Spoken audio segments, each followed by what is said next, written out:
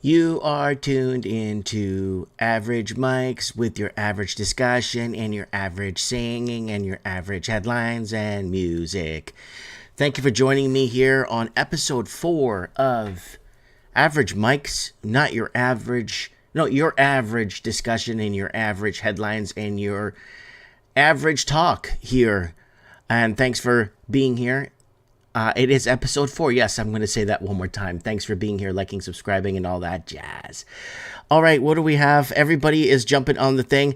And yes, I want to do a channel announcement when we got enough people here so people know what's going on with Mike in the Night and how we just know what's going on with sorry, there's just other channels popping up with audio here. Just to let people know what is happening with Mike in the Night. And we terminated Mike in the Night, guys. Hasta la vista on Sunday afternoon. It is rest in peace. We will no longer be doing Mike in the Night anymore. Unfortunately, it went on for too long. I think we went on for 524 episodes. 3-hour streams, and we just never picked up any traction. The show on multiple platforms wasn't picking up any traction. And I understand, guys. I know what you're going to say. The platforms are purposely holding people back, and they're holding people back. And platforms are obviously, like, they're promoting their Rumble heroes. They're promoting their Twitter stars. They're promoting, like YouTube is promoting a certain sect of people to make documentaries. Now, when you make a documentary on YouTube, you must put in the documentary somewhere, especially if it's discussing the last couple of years. So if you're discussing the last couple of years and you're doing something on economy, housing, healthcare, multiple things, like in the last couple of years, you must put in the documentary, it's because of the pandemic. Because of the pandemic, we have an economic shortage. Because of the pandemic, we have a labor shortage. Because of the pandemic, people are going broke. Because of the pandemic, they're raising interest rates. Because of the pandemic, every post-COVID video on YouTube that's got over 1 million views is because of the pandemic. Even though I've been trying really hard to tell you guys and show you guys that everything that is because of the pandemic was already happening before the pandemic. And I really want to make that really clear with you guys, right? And it's a battle on the platforms. It's a battle between truthers. There's a war with the truthers. The truthers are at war, and it's terrible. It's terrible what's happened and how it's happened. This truther war is going on. Around mid-2021, you started seeing this movement of, like, during the trucker convoy, and that spearheaded this big thing around the world from Canada and basically put Canada back on the map. But the truther movement started to have internal civil wars, internal fights, and I'm not in a truther movement. I've never been part of a truther movement. We did cover the coverage on Mike in the Night of the trucker convoy. We did all that stuff. That was already covered. But I'm saying we weren't, I was never a truther. I was just a guy that kind of wanted to predict and show where things are headed, and my kind of theory of my weirdo projections on what I feel or what I see or how I feel or what's going on and what I'm connecting through predictive thought, right? So yeah, there's a big problem with the whole truther movement, and I canceled Mike in the Night because it's over 525 episodes or 524, and the show was going nowhere. It was just going nowhere, and I put too much time, too much effort. I dedicated my Saturday evenings for years, and I would think by now I would be paying my internet bill, but that never happened. So I said, I'm not in it for the money. I'm in it because I'm having fun too. But it'd be nice to, if all these other people are doing well and getting by. You see, I'm in a situation where I live in a very small town with 2 stoplights, and I don't have much opportunity for employment. And me thinking, well, I already got 5,000 videos out there telling people what's going to happen. But nothing came of it. It's just nobody cared. You predict, they shit on you. It happens, they shit on you. You make a video showing them what you said, they shit on you. So there's no money in it on my level. Why? Because I'm honest. I have no reason to lie to you guys. I have no reason to say anything that's not true. There's nothing in it for me. You see? There's nothing in it for me. I have nothing to gain.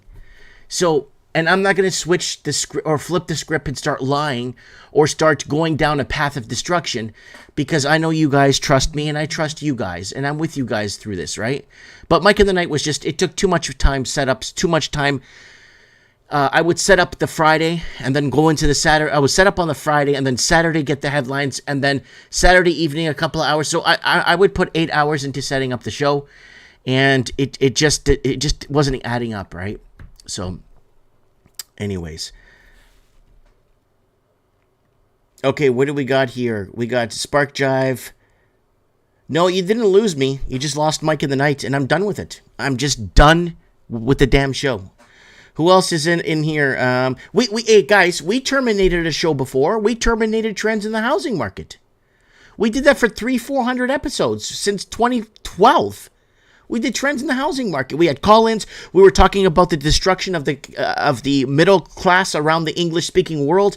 I just put up right now a video of episode 301 of Mike in the Night discussing housing and stuff that we did in that episode. We were talking about the economic middle-class takeover, right?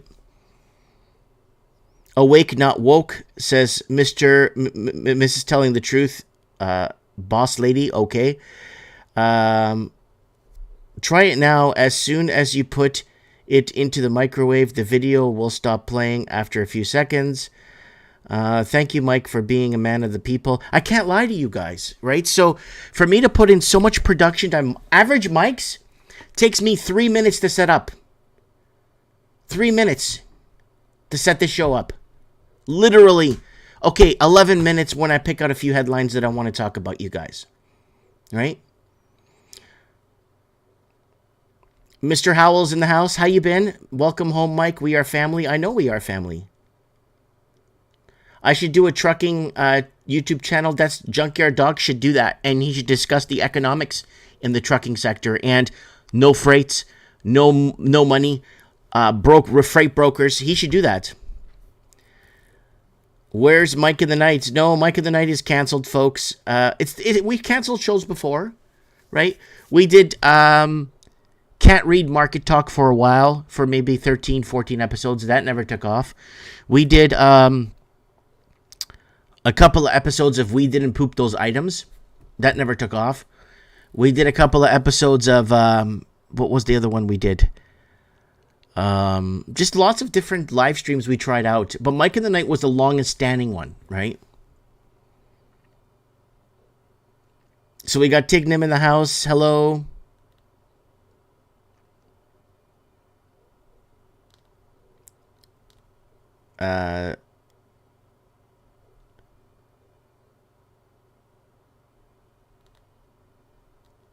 Someone says he has to get out of the game before he gets sued Alex Jones style.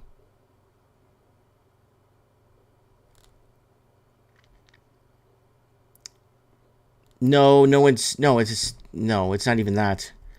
It's just there has to be some sort of a balance somewhere, right? And I wasn't meeting it with Mike in the Night. But average mics I do on Mondays. The kids are off at a friend's house playing. Everyone's having a good day today, and yeah, it's just what it is, right? So we got 30 people, 42 people watching. What do you see we have on Rumble here? We don't have anybody on. We have one person watching on Rumble, and we got some people on Odyssey. We got Art by Dano there. What's up, folks? Welcome to Mike in the Night. And Mike in the Night. No, sorry, I'm going to take that back. Welcome to Average Mics. I'm sorry, I didn't say. I'm so used to saying Mike in the Night for so many years. And I've been so used to saying that, and it's going to be a little bit of a change, but we need to, rebrand, refocus, find out what's best for me and you and everybody. My phone was working with the still talking in the microwave for about 3 minutes. You should start a donation link. I just took down the donation link today. I took down I basically shut down the donor box today, folks. I just don't feel my content is worth paying for. I honestly don't feel that people should be paying to hear me talk. I don't think it's worth it. So I took down. I wasn't making much on the donor box anyway. I only had 3 people donating to me, so I just shut it down. So I won't be taking donations here on the channel, folks. Again, I don't feel my content is worth paying for, so it's not worth it. It's up to the platforms to be paying me my monetization. It's up to the platforms to do this, not you guys.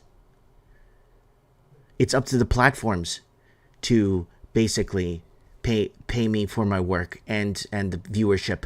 You see, if they don't promote me, like, I'm not a Rumble hero, right? So if they promoted me, and I think if Mike and the Night got a real chance, I think more people would have tuned in and liked it if more people were exposed to it.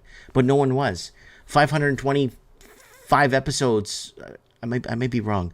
524 episodes, and it's like a no-show, right? So too long, too much time, right?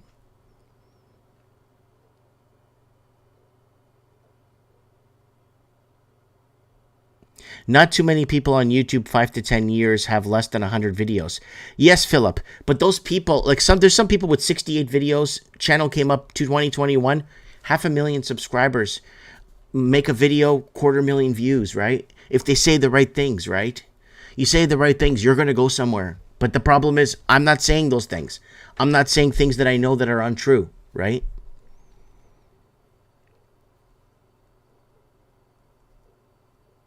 Do you believe we are in the last days of the Bible, or just really tough times?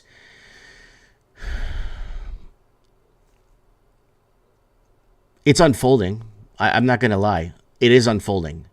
Things are starting to take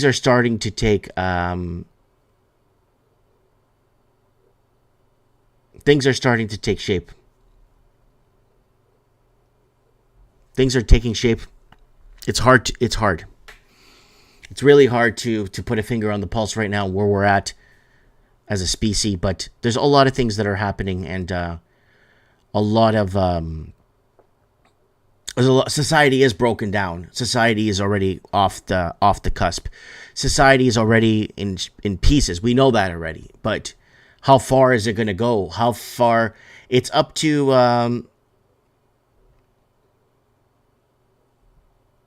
it's all up to us, right? It's up to us where things go ahead.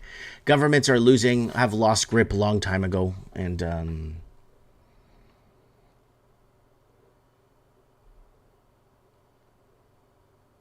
so what do you think about the drills happening on the 4th of October in Australia, and 4th in Russia, 4th Russia, 3rd? Oh, it's military drills probably. I'll look into that real quick here.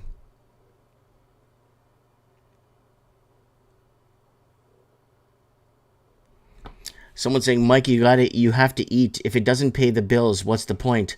I don't know, man. I just like live streaming and talking with you guys, but I was in it for Mike and the Night more to really be more upbeat, more this, more that, more cleaner, more organized, more everything, to see if I could get a sponsor or something, or Rumble would have maybe taken and said, well, we'll sign you up or something. But so many, same thing with Odyssey. We started on a clean slate on Odyssey. We did over 120 or 110 episodes of Mike and the Night. Nothing happened. We just shadow banned on every platform. It never went anywhere. And I know one day people in the future will look at episodes of Mike and the Night and say, holy crap, what the hell was this? I never heard of this. Like, who was this guy? It's just, and then you go to I'm watching other live streams of these big Rumble heroes with over 30,000 people watching. It's not even choreographed. There's nothing going on, basically. The backgrounds, nothing. It just, I don't know. I don't even know what to say about these Rumble heroes and Twitter stars.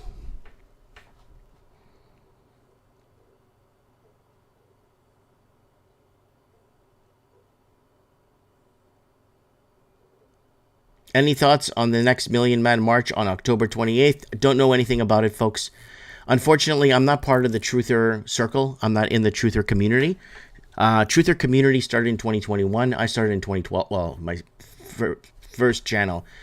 So basically 2012. So there was, yeah.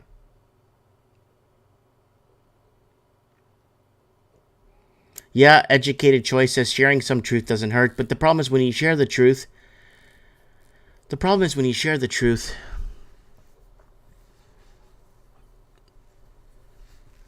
when you're constantly sharing or trying to break the truth or tell the truth, it's constantly, you're just in a tailspin of,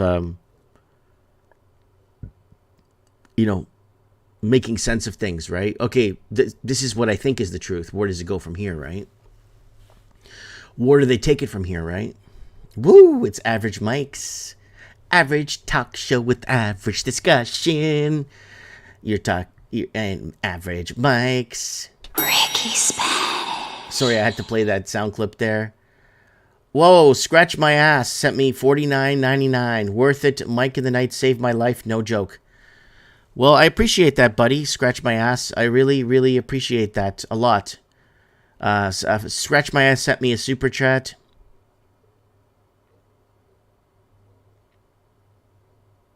I'm happy I was there for you, buddy. I was really happy I was there. We did this. We went through the whole thing. When we told you they're going to pull the trigger, then they pulled the trigger, and then when they rolled out, and we just went through it one by one. And I remember in January 2020, we did a Mike of the Night showing you guys the lockdowns. Mike, what are you talking about? No, there were lockdowns in 1918 during the Spanish influenza.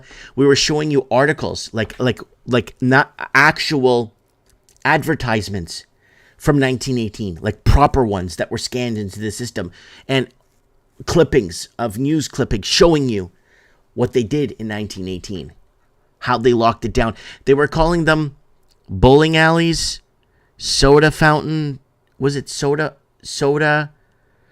fountain shops, candy shops, billiards, was it billiards? And movie screening, not movie screening, but picture shows.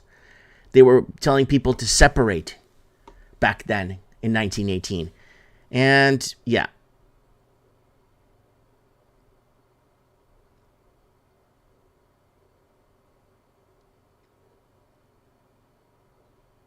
Okay, so the comments are really nicely. Thanks, folks, for being here, and thank you, Scratch My Ass, for being with us all this time. Okay. So let's go. I have a ton of articles here I kind of want to cover with you guys because I feel it's important.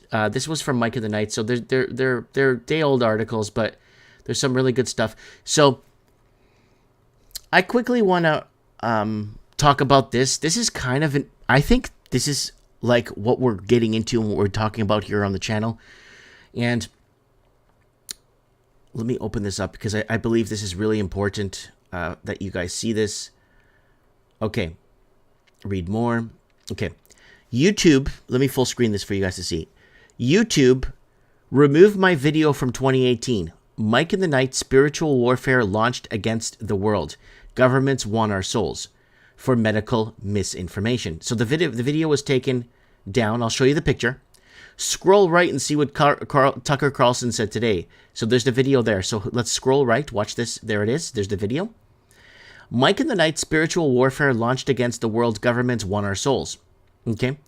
So this was taken down at 11:03 p.m. on the 30th of September. And then so this was out of New York, so out of the East Coast, October 1st. So within minutes, so 11 p.m. West Coast to East Coast, it's already October 1st, okay?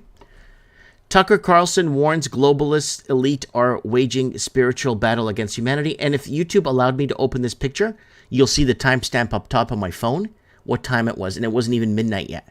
So what happened was, basically, there was a page taken out of this Mike in the Night here.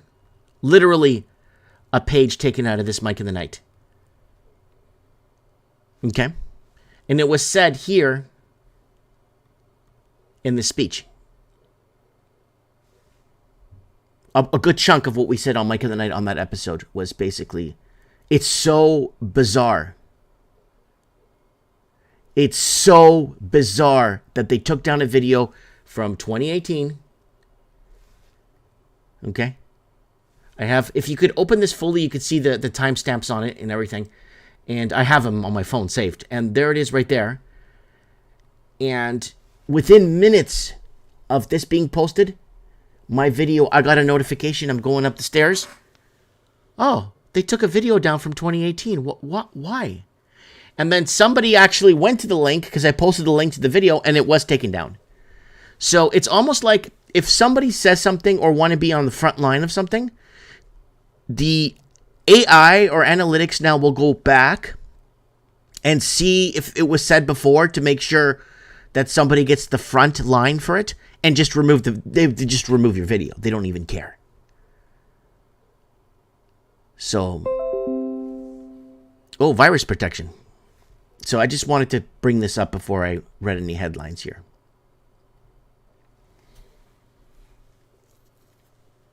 All right, so what else is going on here? Yes, Bank of Canada is increasing rates. That's true.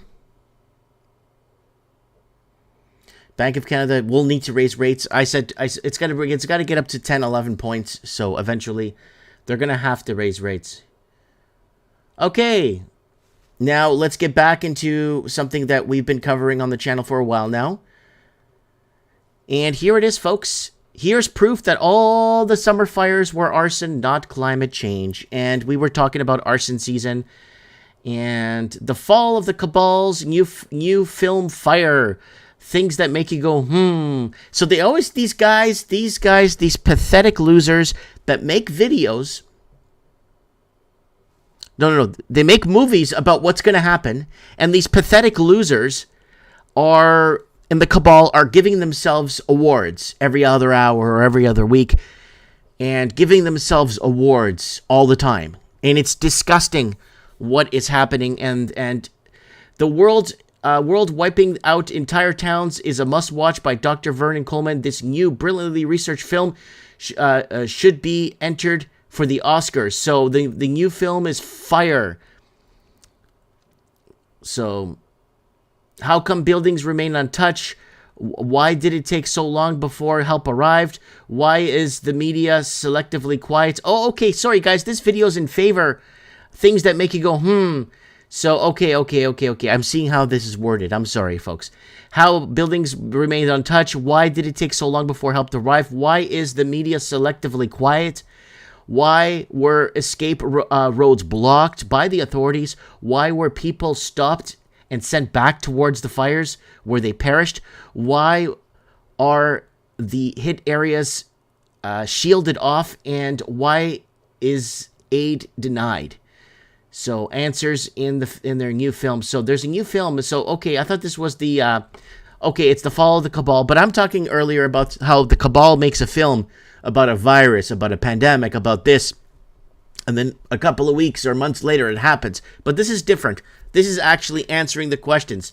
So, here's the proof. Those summer fires were arson, not climate change. So, there it is right there, folks. If you want to watch the video, I was sickened by what the conspirators have done and doubtless will continue to do, that I had to take a break halfway through the film. This brilliantly researched film from Cynthia and Janet, The Fall of the Cabal, should be entered for the Oscars. Yes, it should be entered for the Oscars. So I take back what I said earlier because the wording seemed different, but this is what it... So there it is right there. And we were warning you guys, arson season just kicked off in Canada. Why Canada is burning to the ground, climate change BS. And there it is, thick smoke.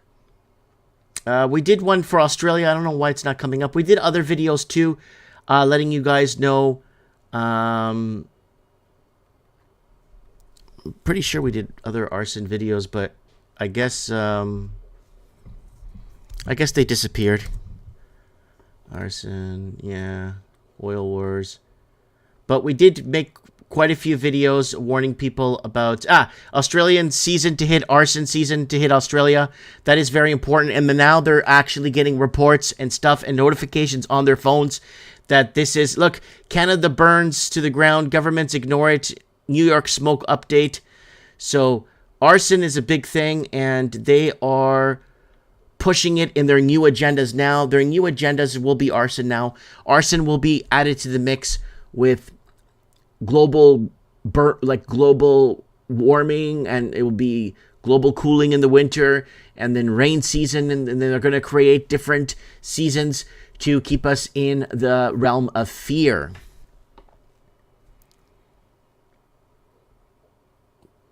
Did you? Yeah, nobody voted for him. Yes, nobody voted for him. Snap election to be called, and nobody is.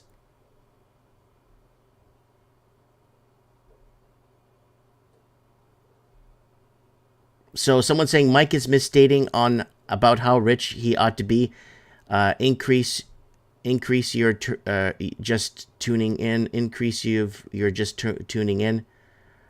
No, I wasn't talking about that. I was talking about how the show, the show, Mike of the Night wasn't going anywhere, and it took too much time and effort to put in. And with the amount of years and thousands of videos that were put in, here it is right here.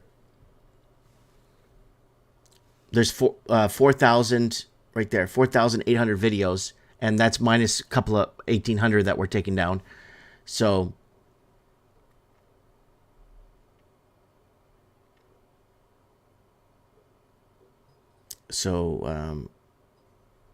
there you go right there, folks. Yeah, there's always going to be haters in the comments and misdirect and stuff, and always put the hate on, and it's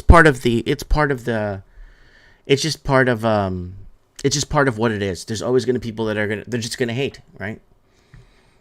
And all right, folks, let's go back to 39 weeks. We were covering this on Mike of the Night since the first day it launched, and we had word on it on that day it launched. It was on Mike of the Night, and they organized a massive rallies against Israeli regime policies, drag into the 39th straight week, folks. So we're going 39 weeks into this.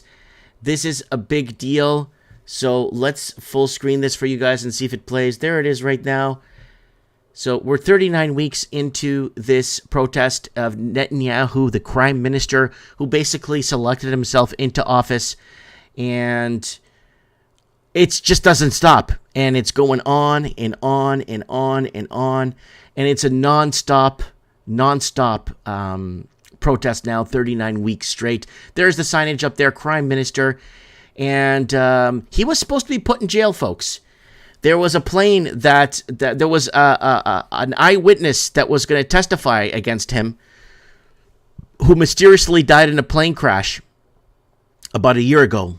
An eyewitness that was supposed to testify against Netanyahu, who mysteriously died in a plane crash and didn't make it. So Netanyahu is back, and nobody wants him. And this is what people were basically protesting back in 2019, and why they had to pull the trigger on the pandemic. Why?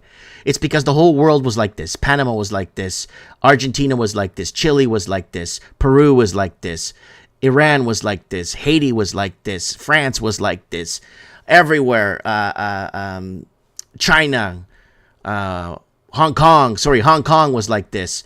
What was it? Other countries in Europe. Everywhere. Brussels was protesting. No confidence in government. And there it is right there. So there's the protesters alongside the highway. And the crime minister, they want to put him away. No confidence in government. Are we going to see more and more protests around the world? Yeah. As everything starts to fall apart, people will no longer have confidence in their governments, because this is what people were protesting back in 2019.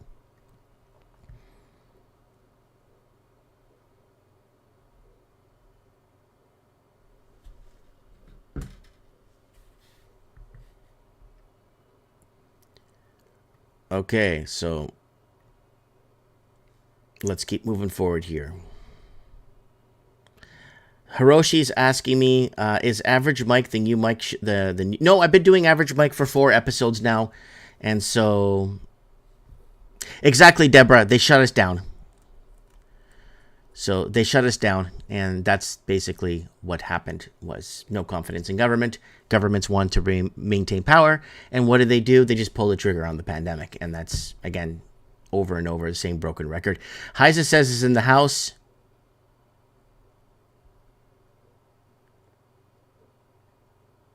Yep, they pulled the fear trigger, says Deborah Hart. That's a good way to put it, Deborah. The fear trigger. Yeah. So people are coming in wondering what's going on. Guys, we terminated Mike in the Night. We went too much time in preparation, organizing the show. Too much work. It's just a lot of work. And unfortunately, after 524 episodes, it wasn't going anywhere. The show wasn't going anywhere. So I'm just updating people watching, as jumping into the comments now. It just wasn't. It's just too much work, and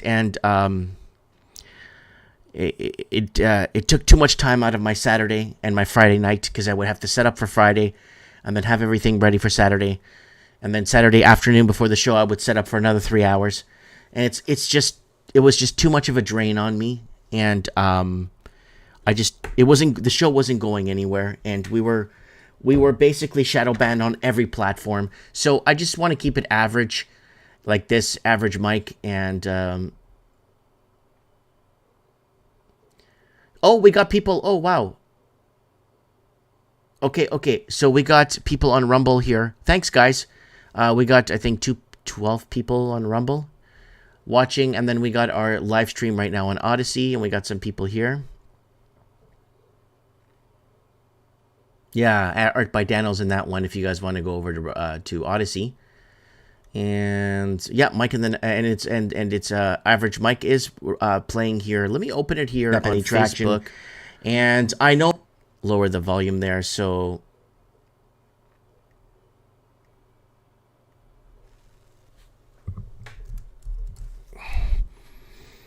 yeah, it's average Mike's. You're tuned into average Mike's, folks. Your average discussion, your average talk, and your average whatever. Music, singing. All right, guys. I want to do like a really quick channel plug here, if that's okay. There's a link in the bottom in the description of this video. If you guys want the glutathione, I have a link for it. I've been on it. Man, I am like sparked up big time. Go to the link in the description, and I'll give you the link right now. If you guys want to join the glutathione, jump on the glutathione bus, I would appreciate that. And just join and read the newsletters and read what's going on. And I would really appreciate the support if you just join and give it a try. And there it is right there. I'll give you guys the link. This stuff, I've been on it now 5 weeks, 6 weeks, and I am enjoying this so much. I am enjoying taking this. Ever since I started taking it, I noticed after 4 days, I'm almost on a different playing field, like a different level when it comes to, I don't know how to say it, just focusing on things and not even focusing, feeling better. Not average, but better, right? Average Mike's is average, but link in the thing, and if you guys want to support. And you could just join the link and read the news reels on it and what's happening and the testimonials. There's your glutathione there, folks. I really like taking this. So I thought it was going to be this BS placebo that was going to go nowhere, and yeah, it's average Mike's with average discussion with average talking people. All right, who else is here? We got lots of people joining us in the comments. All right. So somebody was talking about this in the comments earlier. Canadian mortgage rates to go higher for longer as bank sees smaller cuts. So Canadians waiting for interest rates to fall. No, that's not going to happen. It fell last time. Interest rates fell late 2019. When they pivoted, they raised rates to hedge inflation because inflation was going out of control in November, December 2019. No, they raised rates in early 2019. I'm sorry, early 2019, they started raising rates. And by the end of 2019, they pivoted and started to lower rates because people were losing their shirts. Because a lot of people jumped on these first-time home buyer schemes, government grant schemes, interest-only mortgages, shadow banking, all this Mickey Mousing that people jumped on. People were losing their shirts. They were losing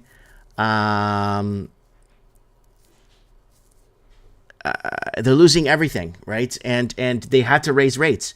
So they started to raise rates, but then they pivoted and everyone started to lose everything, and then they had to lower rates. And then they pulled the trigger on the pandemic. They had to do that because they had to slow things down. So what does it say here? Canadian borrowing cost to hit the highest level since 2007. The yield for the bond places it at the highest level since 2007, and it's getting close to breaking above the 2007 peak.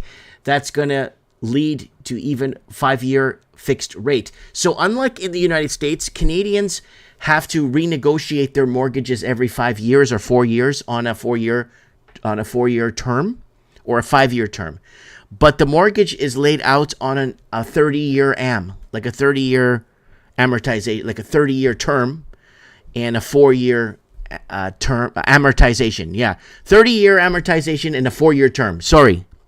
30-year amortization, 40-year amortization. Now they're promoting interest-only amortization because it's so bad, and 4-year term, 5-year term. So if rates go up, you're caught in the trap. You're going to have to probably pay double your mortgage if rates double. And that's how they're getting you. And that's how they got you. This was supposed to happen in 2019, but they decided to pull the trigger on the pandemic. Right? So government waiting for interest rates to fall might be a little disappointed. The government of Canada, the GO 5-year bond yield popped to a multi-year high again. The yield is an important measure for the market, influencing the cost of similar length mortgages. They aren't alone. Almost all bond yields are rising under the same conditions, leaving fewer places for borrowers to hide. At least one major bank in Canada is trimming their forecast for rate cuts, and the world embraces higher for longer monetary policy. And it's happening in Australia. It's happening everywhere. Canadian borrowing costs to hit the highest level since 2007. The yield for this bond places it at the highest level since 2007, and it's getting close to breaking the above 2007 peak.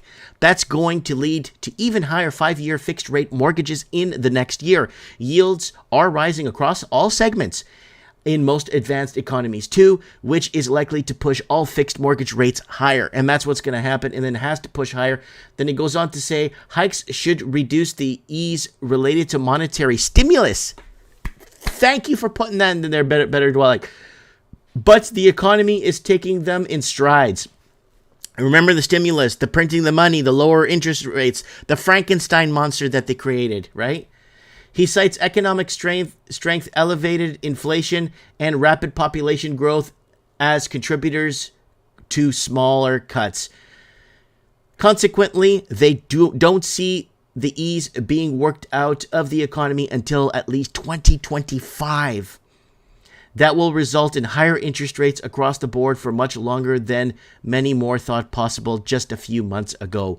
So people, if you're paying a blended rate, be careful. And what I mean by a blended rate is if you are paying a credit card, a line of credit, a car payment, a this, a that, go online, find a TDS calculator. Go find a TDS calculator to find out what your total debt service ratio is.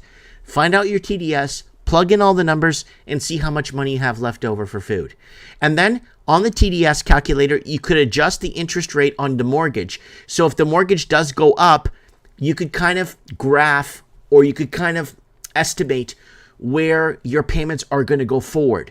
So pay attention to that, folks, because especially if you're up for a renewal and you're in one of these scam mortgages, like Canadian mortgages are scams. In the United States, you could sit on a 30-year mortgage if you really want to, right? You could renew if you want, if you find a better rate. But in Canada, Australia, I think Australia has the same crap, in New Zealand, the same BS, and the UK. We're under this yoke here in the Commonwealth. It makes it impossible for anyone to get ahead, right? But check your TDS, folks. It's very important that you know where you're at. Rates will go up. So know where you're at, know what's in your wallets, know how to forecast and prepare, okay?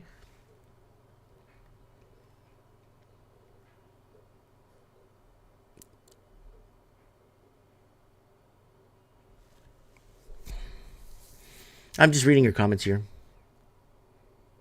KCC, I never left. I just killed Mike in the night. KCC PAC knows me from even trends in the housing market. We killed that too.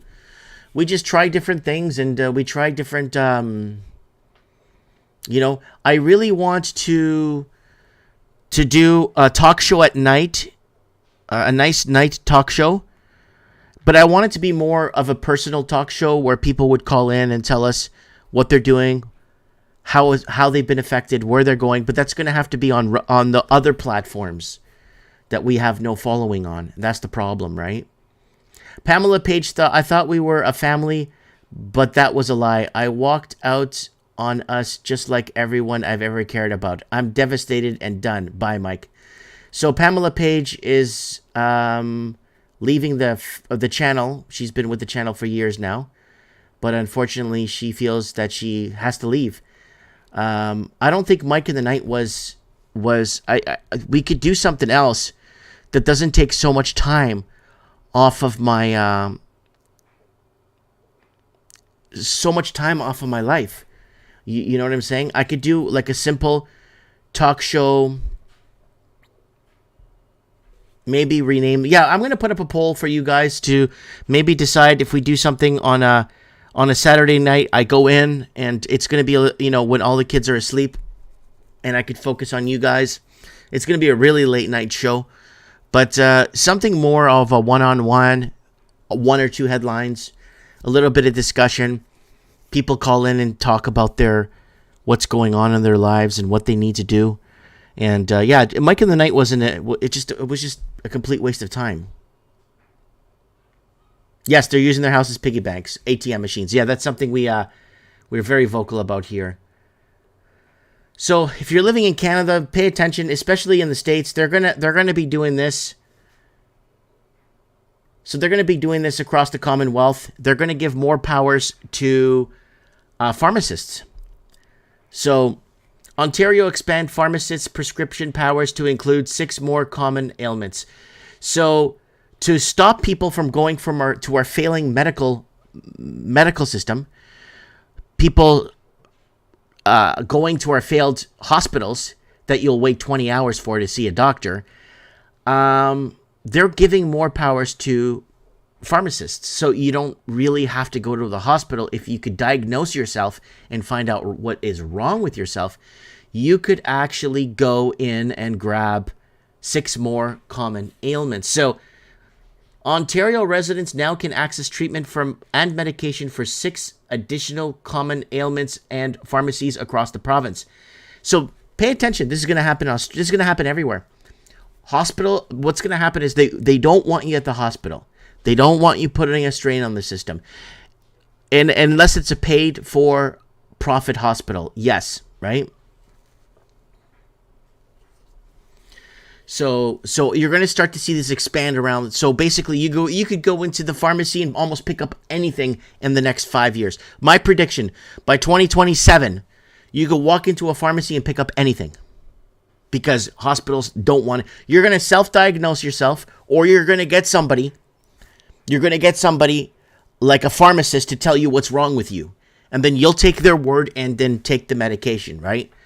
So the move was announced by Deputy Premier, Minister of Health, Sylvia Jones in Etobicoke on Sunday morning, expanding the list of common ailments pharmacists can treat. People will get faster, more convenient access to the care they need closer to home, while helping to further reduce wait times at our community clinic hospitals, Jones said Sunday. And again, there it is right there.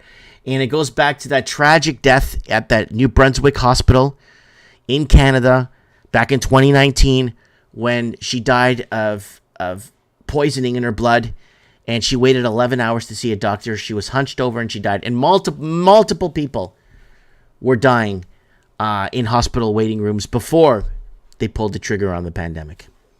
So this was already happening before. The 6 new ailments: acne, canker sores, diaper rash, yeast infection, plastic worms, and pregnancy nausea will be added to the existing 16, of which a list could be found of the ministry's website. So what's not to say that the pregnancy nausea could be a problem that you have with the child and you're not really properly checking it, but you get this guy coming in and basically stating that pharmacist to tell you what's wrong with no scans or blood work or anything, but we're going to give you this treatment, but there's really something wrong with the child, right? So they're moving, or they're shifting they're shifting it to the pharmacists, right? So pharmacists in Ontario have been able to prescribe medication for common ailments. Since early this year, according to the Ministry of Health, 89% of pharmacies in the province have opted into the program, providing over 40,000 assessments. So, of course, they make more money. They make the sale. And, again, this is all big pharma at work. And big pharma is in the pockets of the pharmacists, too. Because then they get a bonus for promoting other medications, right? They get bonuses, right? And the more, and give it to 2027. It won't be 6 more common ailments they'll add to the list of, 18? What was this here? 18? 16. It'll be 55, 75. You'll be able to go to get cancer treatment pills from your pharmacist because your hospital doesn't want to see you. Because your hospital doesn't want to waste time. Because your hospital wants to shift the focus somewhere else because they're failing. Hospitals are failing. Hospitals have nowhere to go. And, of course, they want to continue taxing us. So for them to continue taxing us, we have to feel that we're receiving something from them. But meanwhile, they're destroying everything. They're destroying all the infrastructure. And our healthcare has been destroyed since 2014 in Canada. It was worse before 2014, but it got really bad after 2014.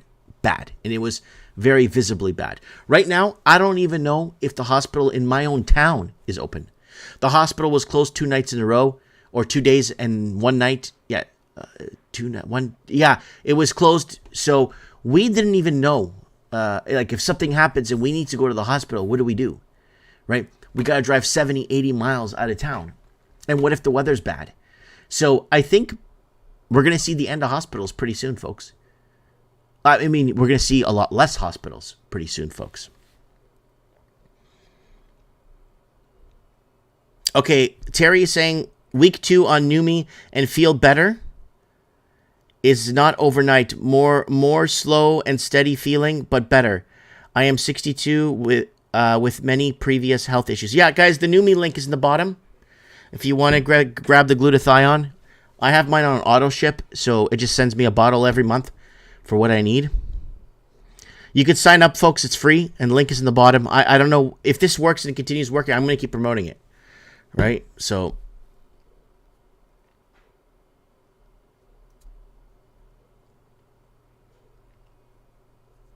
yeah, water fasting is an incredibly good reset. That's Tig Nim there in the house. Tig Nim came to visit me. Came to visit me there at the shop. All right, so Jewish Zelensky scams Trudeau to honor Nazi war veteran as Ukrainian and Canadian hero. So this has been going around the news here for the last week, and it's a distraction.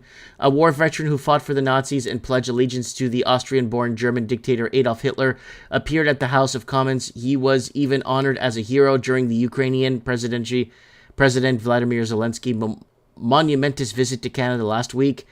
Right after Zelensky delivered the address in front of the Canadian Parliament, the lawmaker celebrated 98-year-old Yaroslav Hunka, and Speaker Anthony Rota drew attention to him. The Speaker introduced Hunka as a Canadian and Ukrainian war hero who fought for the First Ukrainian Division.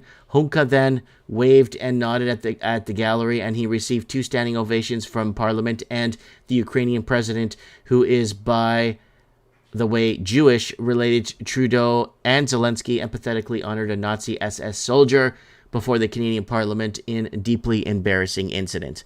So, Yeah, they're not hiding it, Mike. That's right, Mr. Nobody. It's on the Mr. Nobody's in New Zealand. You're seeing it in the news in New Zealand. You're seeing it in the news in Australia. Why? Because it's a distraction. These governments are working hard to get rid of the last 3 years. They're working really hard. This whole neo-Nazi, this Nazi war veteran thing in Canada is a distraction. So I got people in the comments saying they saw it in the news in New Zealand, Australia, the UK, America. They're seeing it in the news everywhere. Why? Because it's a distraction, right? A distraction, because governments need the last 3 years to disappear. Because once they start looking and investigating and actually doing some research on the last 3 years, and people will start to wake up. People will start to realize what is happening. People will start to realize how things are headed or where things are headed. And they're going to start realizing, wait, we were in trouble pre-pandemic. Let's start connecting the dots pre-pandemic, right? And start figuring out what was going on then and why they had to pull the trigger on the pandemic. And now governments are on the hook. Governments are on the hook. You have no idea what governments are on the hook for. They even have no idea because it's so big. All right, guys, let's get back to that discussion. Back to the same discussion we've been talking about back and forth on the channel for over 10 years now. Minimum wage is not a living wage, folks. Minimum wage, and I'll tell you what minimum wage is. Minimum wage is, I am done high school for summer. I'm in grade 9, going to grade 10. I'm going to go get my first summer job.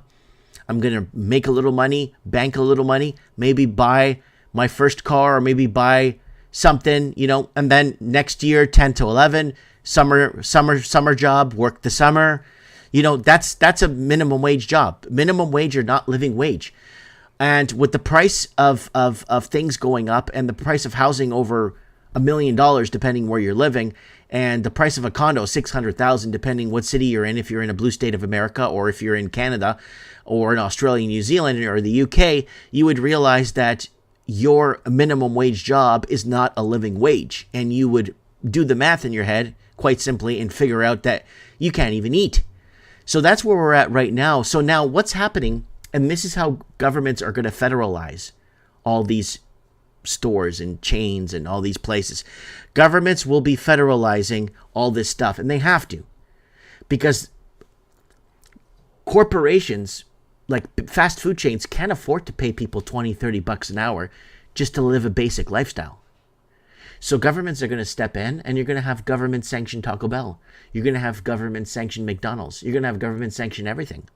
Governments will push corporations out of their buildings, okay, and then go in and just open a Taco Bell Canada by your Canadian government, right, with cricket sauce. And that's what they're going to do. They're going to push everything out. So Walmarts, all these places, brick and mortar, even big corporate entities will have a really tough time paying people. They'll have a really tough time paying people, right? Because they are now on the hook to pay people a living wage, not a minimum wage anymore. And that's where it's going. And that's been the debate that we've been having on this channel for ages. So let's move on. So here it is, folks. Ontario minimum wage rises to $16.55 an hour. That's about 12 American dollars an hour for a minimum wage job. And they're not letting me read the article, so let's move on. And $20 an hour minimum wage, good idea for fast food industry. Again, minimum wage is not a living wage, and that's the problem we've been having for years. And it won't let me read the article, but that's what's happening right now. They are putting the pressure on the company owners. So if a little mom and pop small shop like myself, I don't pay myself $20 an hour. I think I pay myself $3.75, $4 an hour if I want to keep my business open. If I want to keep my business open, if I pay myself $20 an hour, I'll be out of business in 2 weeks, right? So it's getting harder and harder for us to even make ends meet, and then the pressure is going on to the corporations to make ends meet, and governments will just roll in and federalize everything. All right, let's move on. All right, Let me go to the comments real quick. Minimum wage discussion is BS. Sorry, rigor mortis. Always working, driving. No one takes less than $20 an hour out here on the island. And most BC hospitals, I imagine, closed on weekends. Yeah. Yeah, rigor mortis is saying people making 5 times the minimum wage can't afford shit. What will raising the minimum wage do? Am I wrong? Well, rigor mortis, like I said, raising the minimum wage will push corporations into bankruptcy. And in turn, and then when you pay a higher wage to somebody, the federal taxes, right? The taxes go up. So federal governments make more money, right? So.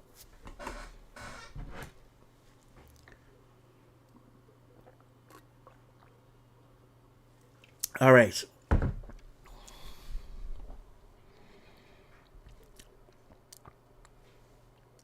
So someone's saying, fix the money, fix the world, start accept Bitcoin average Mike. Oh wow, we got some people. Oh wow. Okay, thanks guys that are in Rumble. I didn't think was anyone in Rumble. Hi. I'm going to say hi in Rumble. Hi. I got 29 people watching. And thanks for coming over here and checking us out on Average Mics. And so someone says you'll need to move to the Philippines, says D-Man over on Odyssey.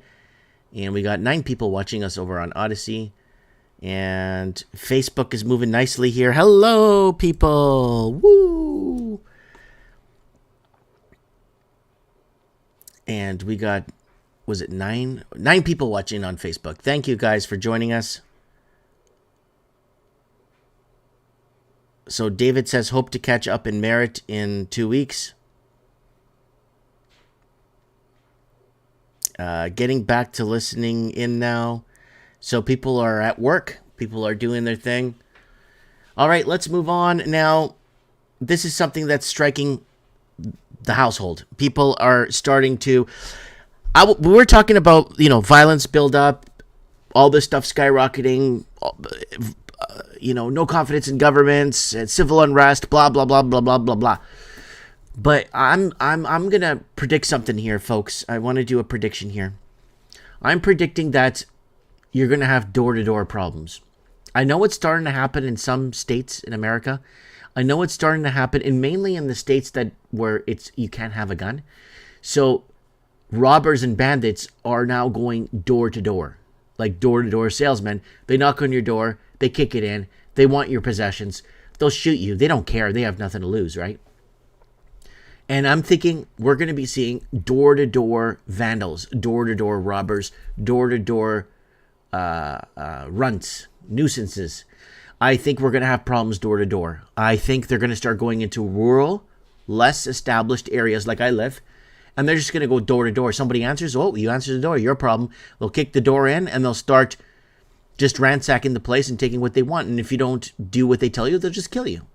And because it's becoming more and more lawless and more police can't do anything about it. You call the police after someone does that, well, it's forming an opinion. Where I live, that's forming an opinion. So we got to be really careful. And I'm worried about door-to-door break-ins, door-to-door. If you're home, it's a bonus for them because then they'll hold you hostage and they'll get what they need from you and they'll go to the next house. And I have a bad feeling that something like this is going to happen because we're going to see the civil unrest start to really take form, and we're going to start to see the civil unrest really start to take a different shape that it's going to be different from 2019 protests, right? So let's go. Washington, D.C. and other U.S. cities becoming war zones as crime skyrockets under Democratic control. There's article scan for you guys.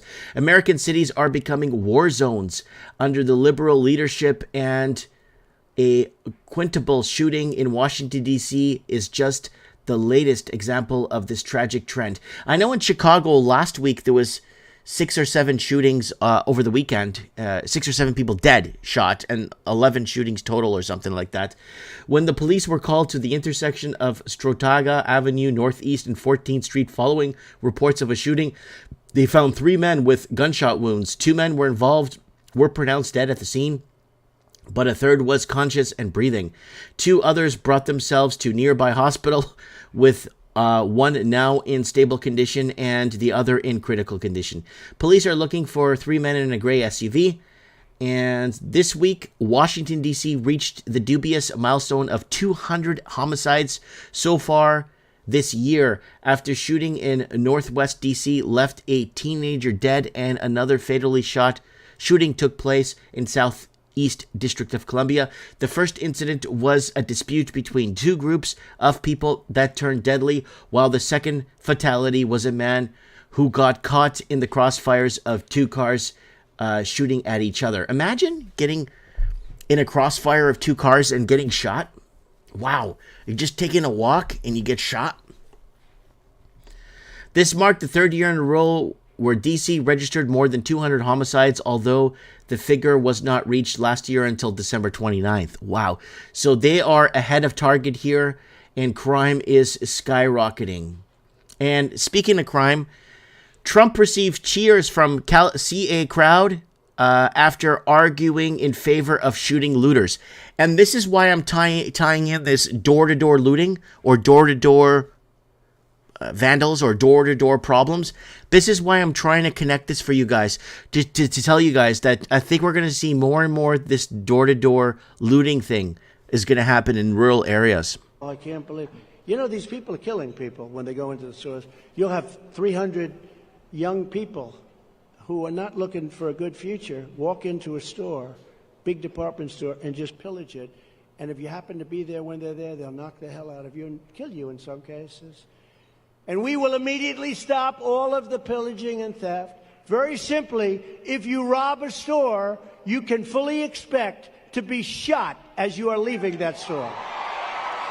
All right, so that's not news. That is already in Brazil. In Brazil, if you rob a couple of candies at a train station and you run away, and if they can shoot you, they'll shoot to kill.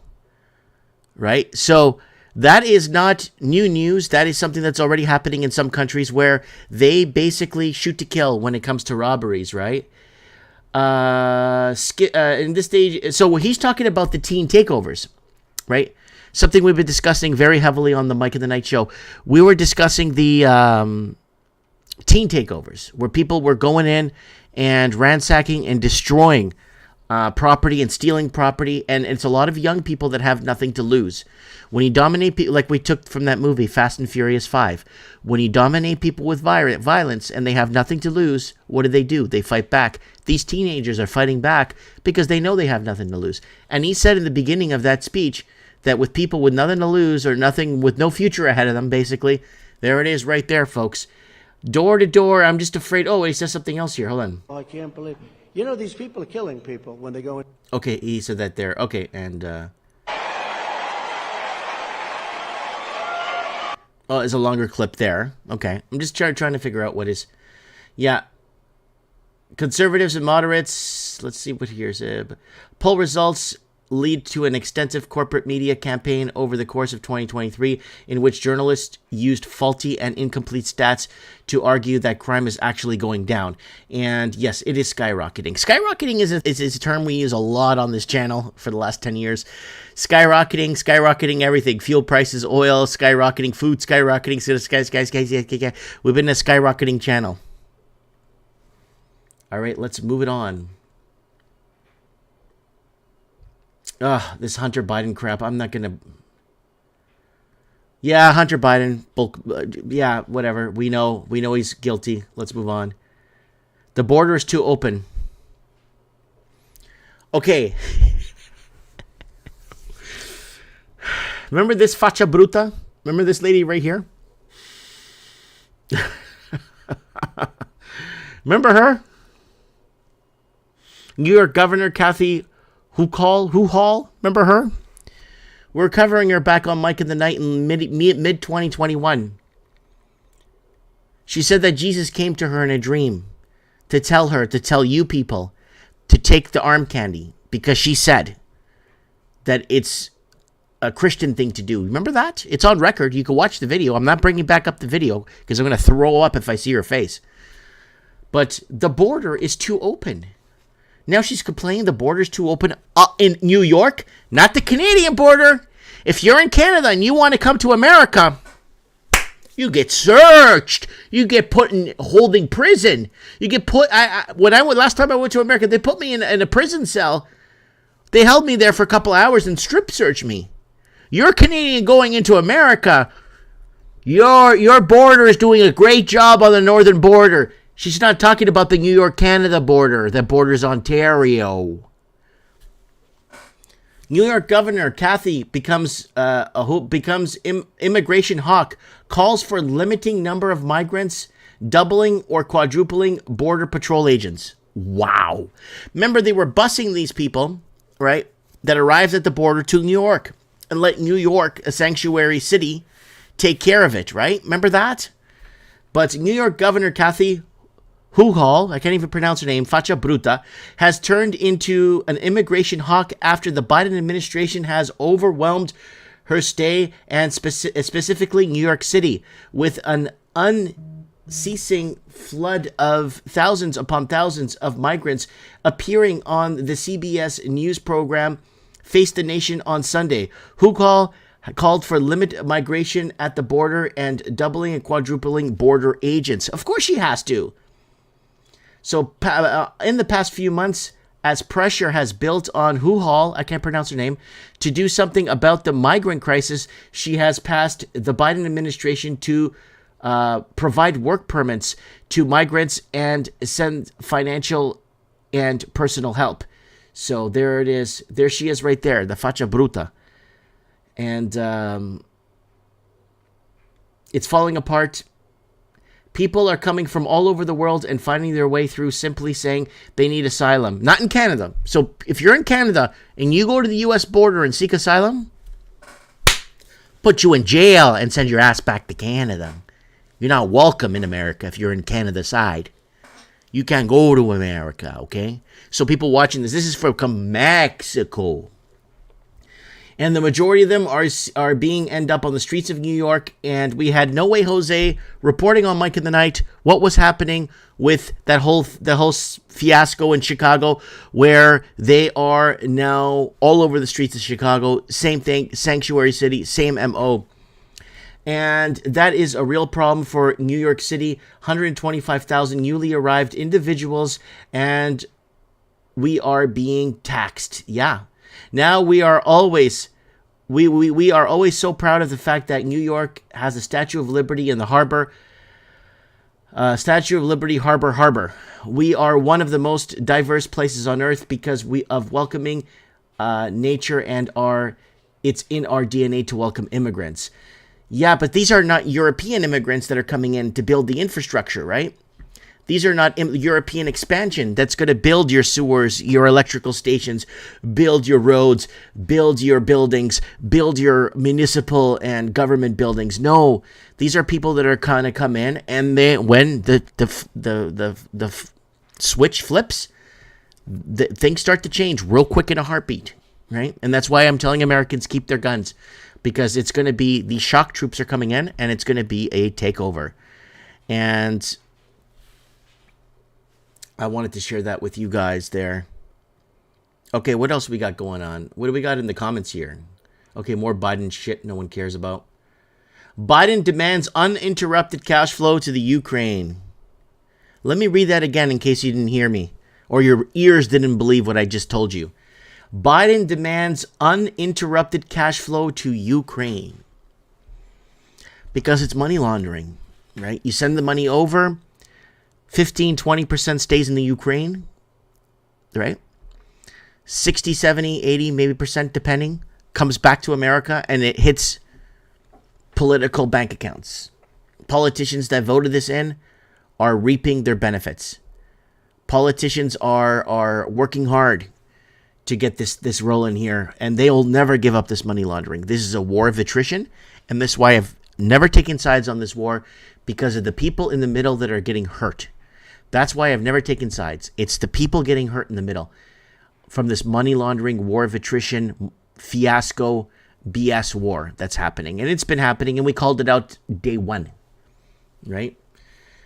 So cash flow to Ukraine. President Joe Biden has welcomed a bipartisan short-term budget deal that will keep the U.S. government open for the next 45 days, but was disappointed that none of the billions of dollars in aid to Kiev that he had requested made it to the final bill. Yeah, it's going to get cut from the bill, and people are getting sick and tired. We cannot, under any circumstance, allow American support to Ukraine to be interrupted, Biden said in a brief statement on Saturday night shortly after Congress passed the measure. You know what? When is enough enough? Like, when is it like you have enough money that you are happy? When do we reach a point where you don't need any more? When do you reach a point in your life where you could say that I've achieved it, I'm okay, my kids are okay, my grandkids are okay, I'm happy? They're raping and bleeding American families dry. This Biden administration is bleeding and raping American families dry.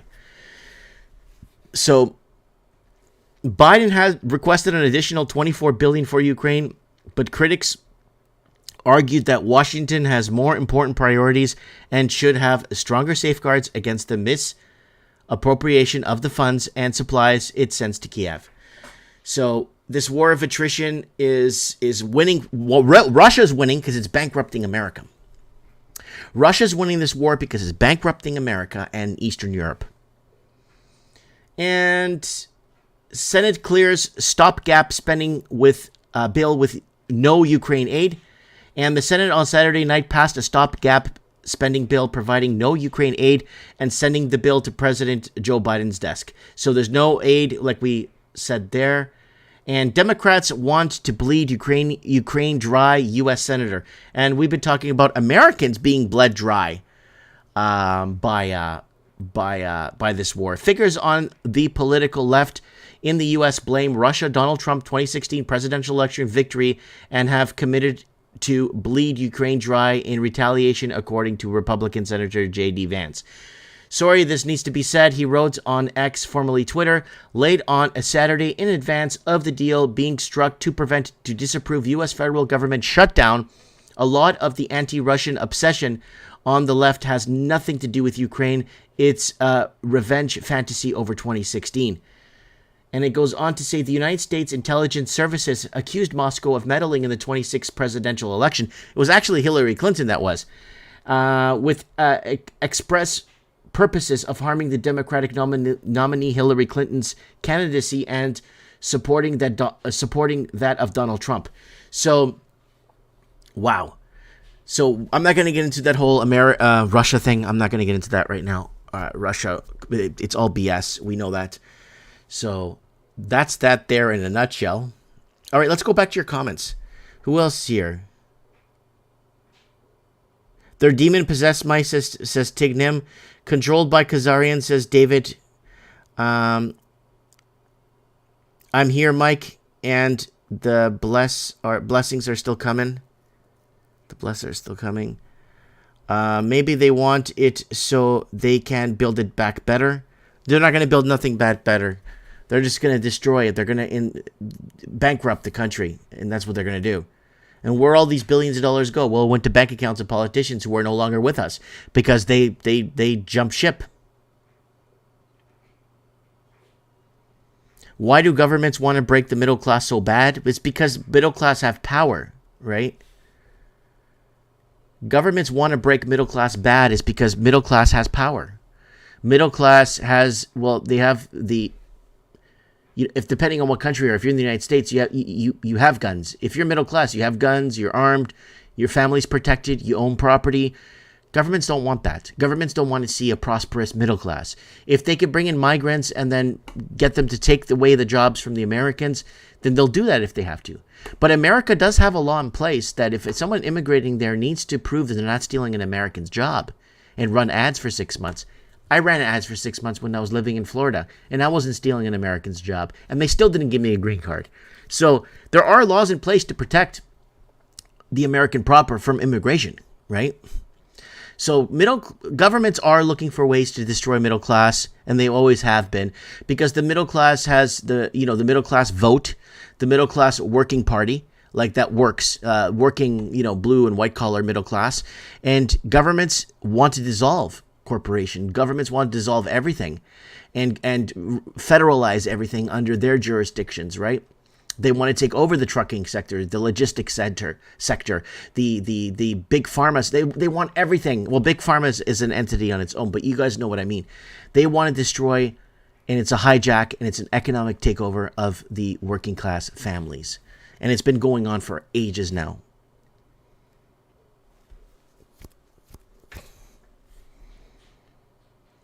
Verona is saying, love you, Mike. Gotta run. Glad I caught you live. Love from Tasmania. That's in Hobart. It's probably in Hobart, Tasmania.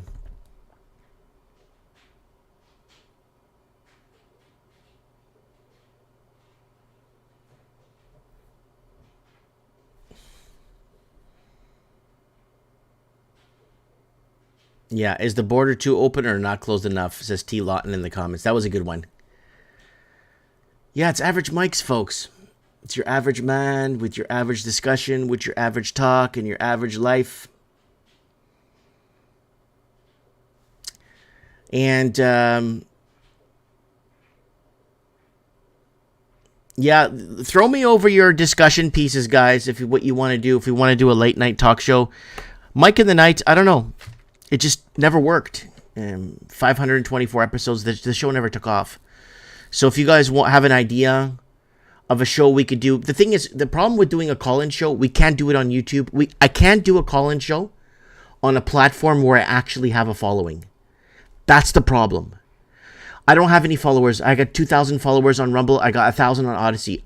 The platforms where I could speak freely, nobody follows me on there. So it's a problem to do an open talk show on the platforms where I actually have people watching me. So that's the problem we have. Mike in the Night is an okay show, but I don't know how to do this. I just don't know how to wrap my head around this. How to wrap my head around this idea, like how to do this. Do I run a show with you guys on all platforms? And we speak freely, but we're censored. And then callers, how do I take callers? Because I can't censor the callers, right? I'm alone. But if we do a show on Rumble and Odyssey, I don't have no one following me on there.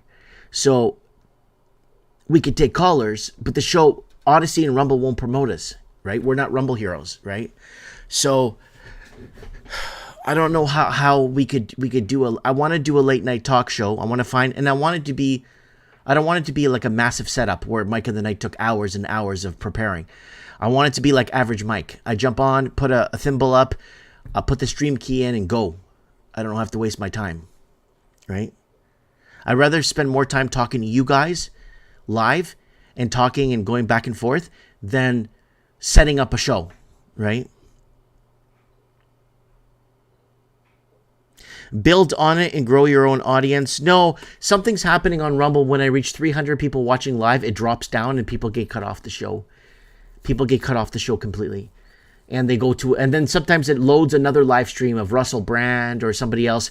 When on Rumble, it actually promotes you to get off my show. So I'm not a Rumble hero, right? So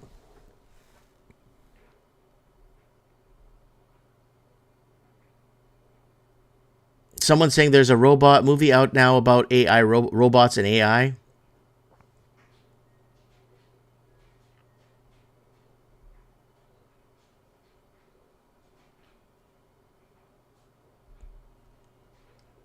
I believe you're doing everything right so far. Continuing your vision, Mike, on the street, Monday Street Smart. Richard Jennings saying, baby steps, Mike. It's been 10 years, 5,000 videos, 1,600 live streams. It's been 10 years. There's people with 13 videos, opened a channel 3 months ago, made a couple of documentaries saying that the pandemic did all this stuff. 250,000 subscribers. making 6,000-7,000 a month, enjoying their what they yeah.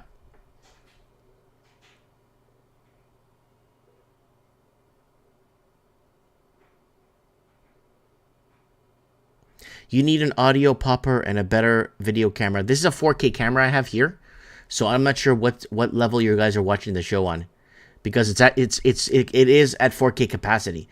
So you could go to your settings and then adjust it, right? Wow, I can't believe I got a super chat here today.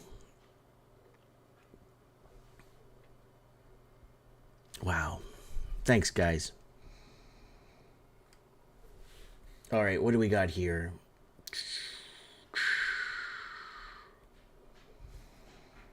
What time is it? I don't even know what time it is. Ricky Spanish.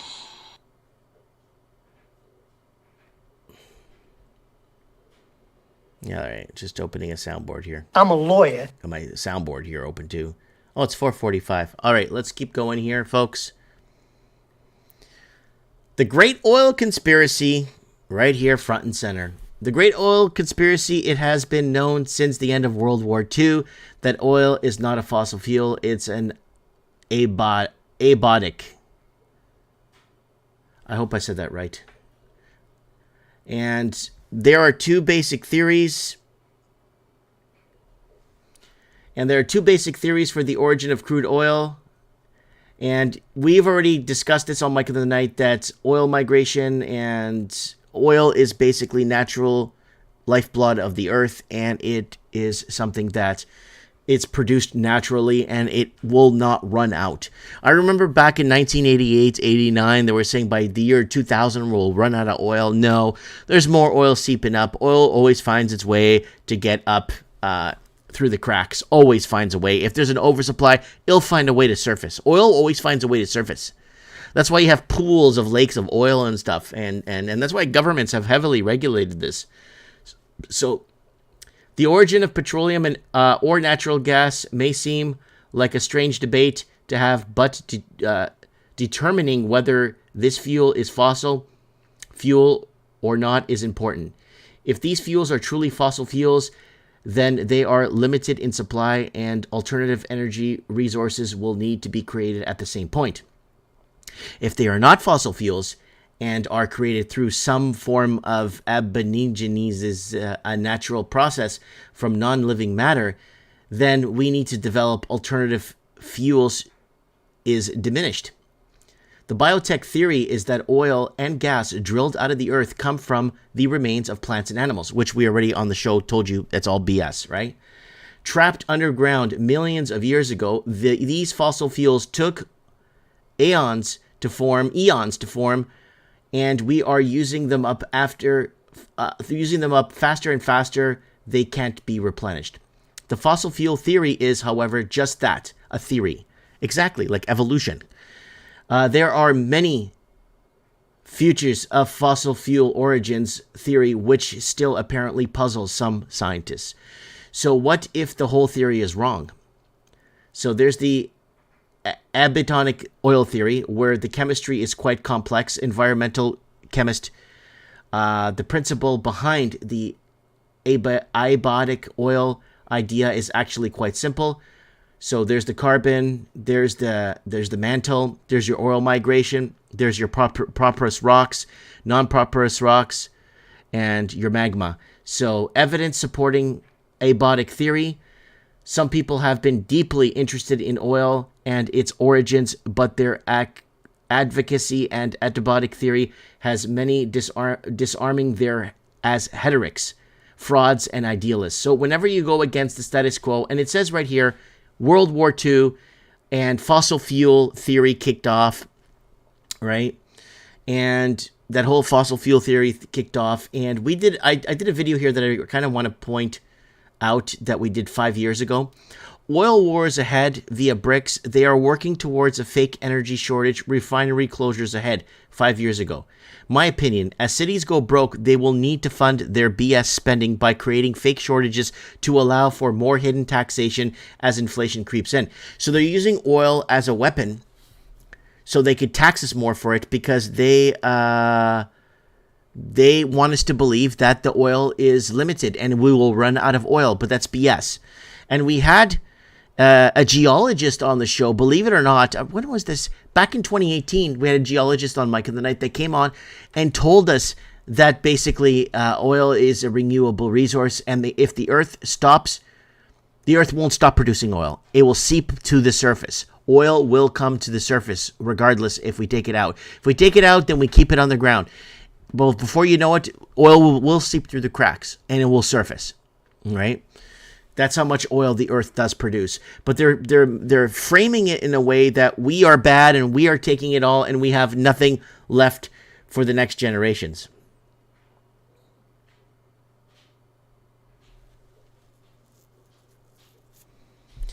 Abiotic. Someone's telling me how abiotic. That's how you pronounce it, folks. Remember, guys, I can't read, so keep that in mind. I'm just telling you what's going on. I'm just here to tell you what's going on. All right, let's move on. Abortion pills. Death toll estimated to nearly 6 million since 2000. War drums. More war drums.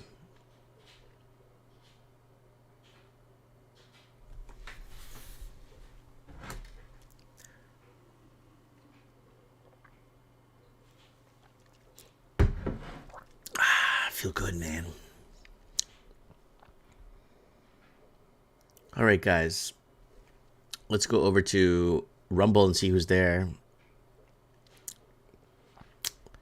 Someone's laughing at the Ricky Spanish soundboard. Ricky Spanish. Limitless.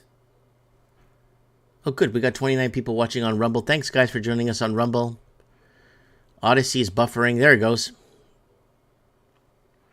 And we got a few people there watching. Thanks, guys. Don't forget the like button. I am drinking lemon water. Somebody on Facebook is asking. I am drinking lemon water.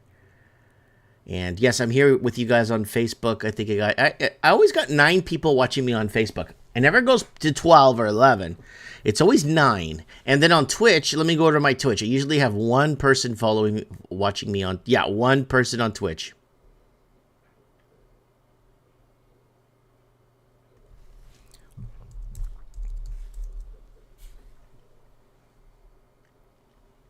Yeah. Always got a person following me on Twitch.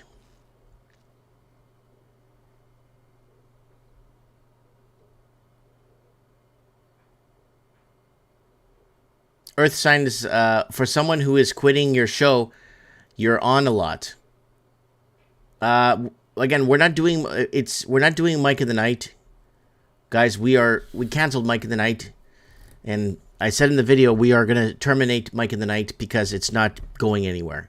And it hasn't gone anywhere in 500 episodes. 524 episodes. Nowhere.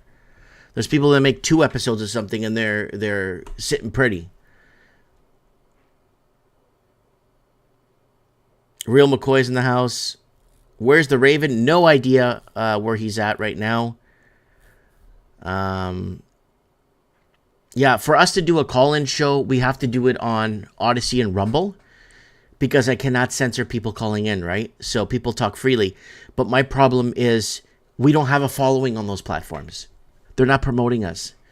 After so many live streams on Rumble, maybe we would pass the guy eating rice or the guy live streaming eating rice or the other guy live streaming while he's sleeping and 7,000 people watching a guy sleeping live. I thought maybe we would have passed that, but we're not Rumble material. We're not like material, right?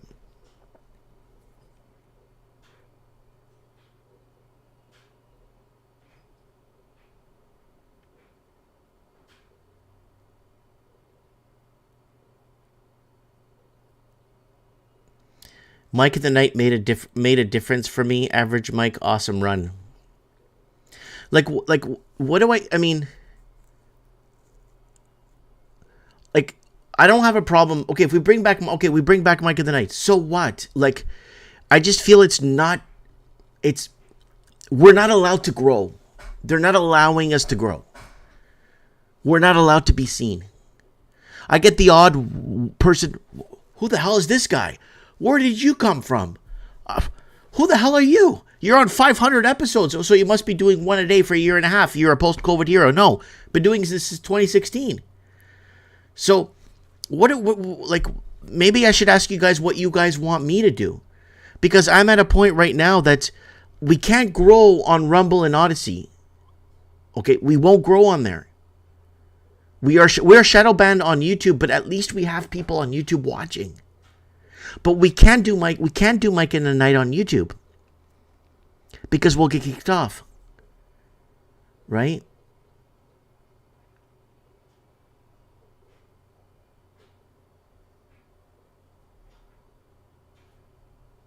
So we don't so Rigor Mortis is saying, then give up. What do you want? I just want my effort that I put in, the endless hours and endless talk and endless discussion and endless, I just want at least to be seen. It's like you're in a box or a closet your whole life and you're talking in the closet and no one cares. Just the odd person walking by the closet hears you. That's what it's like.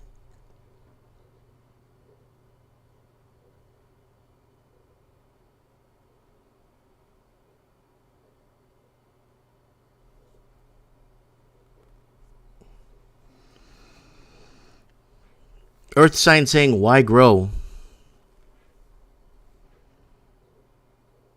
Because it feels like I've accomplished something. I feel like I don't know, just, you know what I mean, guys. I feel like I've,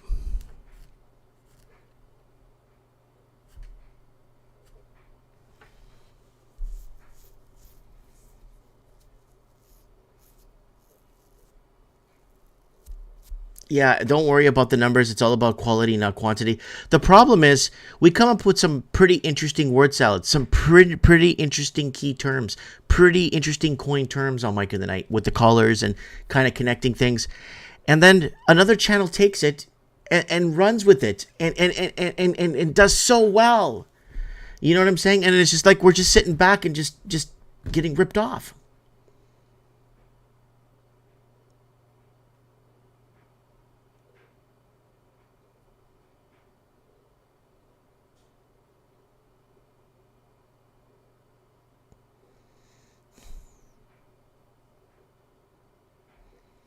Gabriel Hill saying, can you get a show on Cyrus or XM Radio? I don't know, Gabriel. I don't know. I know of those people, but I think I have to go through very specific guidelines, and I don't want to go through guidelines.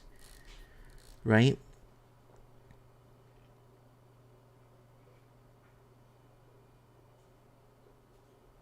You do have a following, Mike. Mike at the Night on Rumble on Saturday has a good following. Not when a guy's live sleeping and he's filming himself sleeping, making live streams, and have 7,000 people watching him stream, and another guy with 12,000 people watching him eat rice for 3 hours. Definitely something's wrong on this side. Those guys making those streams are the ones that are doing it right. They're the ones that are getting out the message out. They're the ones that are doing the right thing. Me, I feel like it's like just this dead end dark maze that just doesn't go anywhere. Just this dead end that doesn't go anywhere.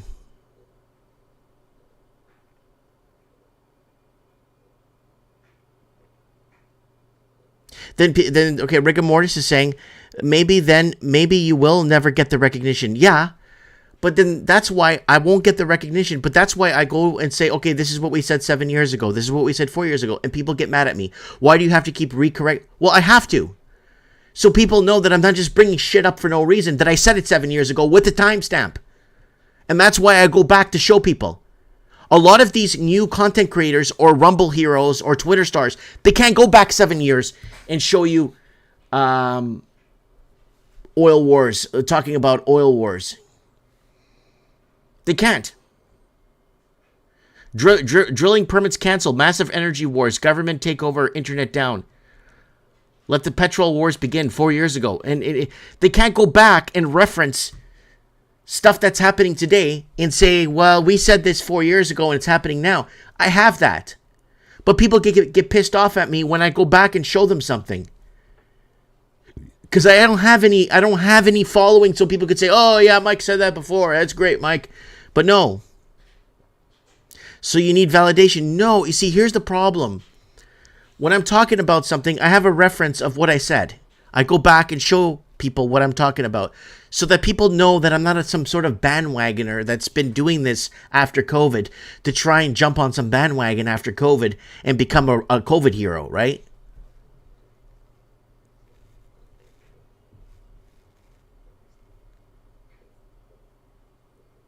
So what do you expect, Mike? I don't know. I don't know what I want anymore.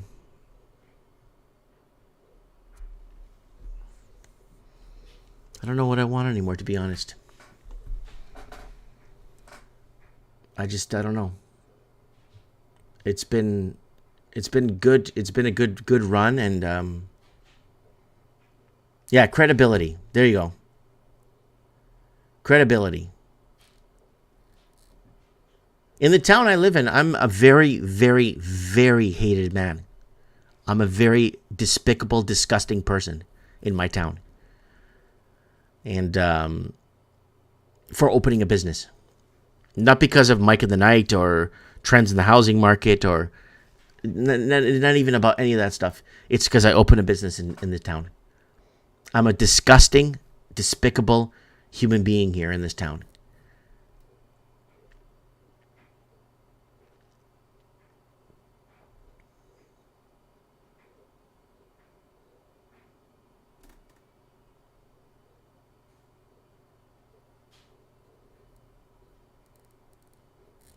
Yeah, Cash Malachi Chapel saying, "Let God be your witness." Yeah. Just do what you think is right. As Rigger said, just said, follow your instincts. Real McCoy said, "We are listening to you, not some COVID hero." Adam saying, "Stay strong, brother." Yeah, I'm doing my best, you know. I don't really have much. Like, I have my family, my life, whatever. But outside of, that, I don't really do much. I'm talking about, I watch movies with my kids, we play board games, we do stuff, we go for walks, we do. I'm not talking about that aspect. I'm talking about on an employment aspect of things. I don't have much opportunity. Okay? I'm not a hireable person with my track record and what I've been saying all these years. I'm unhireable. And I have to stick to my small business and make what I can to support my family. I have to do what I can to survive. And I am hated in this town. So there's not many people. There's 2 stoplights in this town. So I was hoping that over the years that I could make the contribution to society, but also in return gain some sort of like income, like a bigger channel could, like, or a big like Rumble heroes that get promoted could say, "Hey, we like this guy. This guy's really not that bad. He's been around for so many years, right? He actually has a track record. He's not a Rumble hero. He's not a COVID hero. He's been warning about this for years. Maybe we should give the guy a break." And because a lot of these Rumble heroes get signed up and they get paid a couple of grand a live stream. I don't want a couple of grand a live stream, just enough to pay my internet bill and my electricity for the house, right? And that's the problem, and it's never paid off, right? And it wasn't for the payoff. It was more about because of the limited employment opportunities I have here. I thought maybe things would have changed. I thought things would have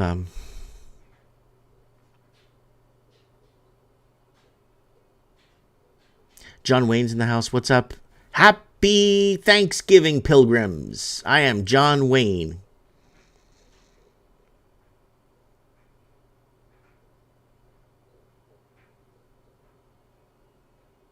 Hi, Mike. Find you by accident. Not surprised with your confusion and dissolution. Take a break and recharge your batteries. I don't have much after. Like, after, if I don't, if I don't do this, let's say this live stream, what am I going to be doing? Watching a movie? But my kids are out at a friend's house playing. My wife's not home. And what would I do in this gap, right? Like, what would I do? What would I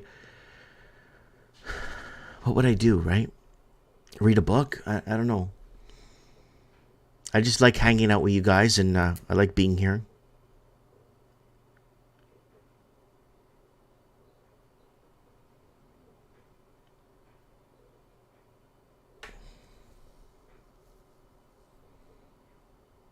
Someone's saying, come to the coast, let's fish ling cod. I'm like, ooh, I like cod. I'm Portuguese.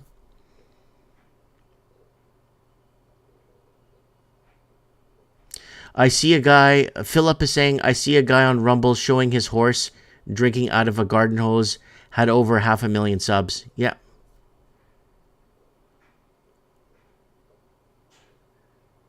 Lead shoes cobbler saying, Mike, you have value. You just need to find it. It takes time. I am spending a lot of time with my kids. Right? I spend all morning with them. And then I told them tonight when they get back from their friend's house, we're gonna continue watching Smallville. We've been watching Smallville. We're almost done season 1.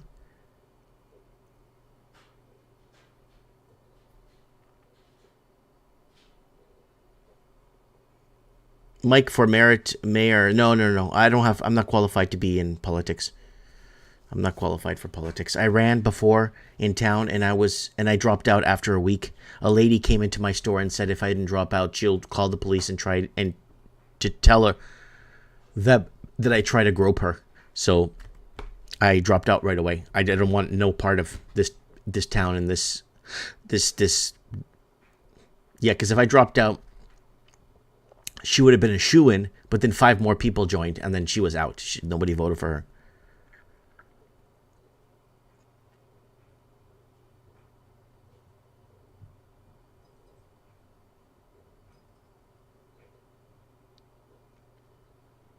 Yeah.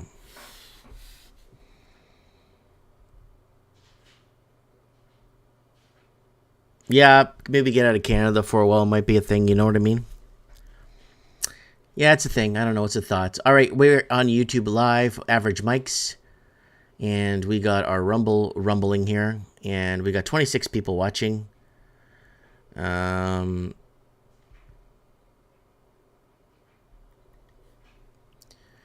and it goes back to that thing that, I put up a video gets taken down. Every other day I get one video taken down. I take the title, put it in like I did at the beginning of the show I showed you guys. I put the title in the show. I put the title, and then someone said something, or there's something that was said in the show, but they take my video down from 2017, 2018, 2012, whatever. So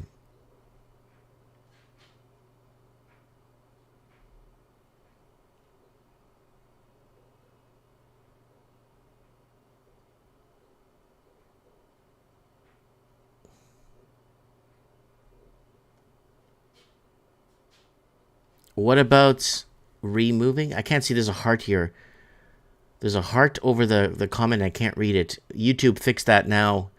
Mike, what about remote work when you're not working at the shop? I don't know.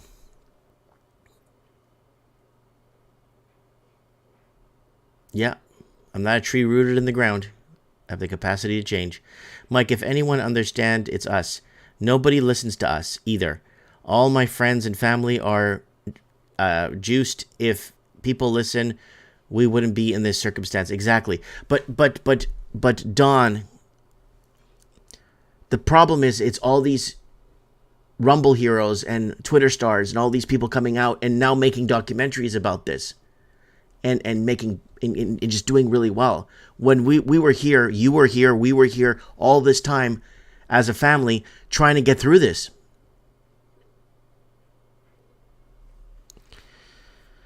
So Robbie in the house says 98 watching in the UK. Yeah, it's Average Mike.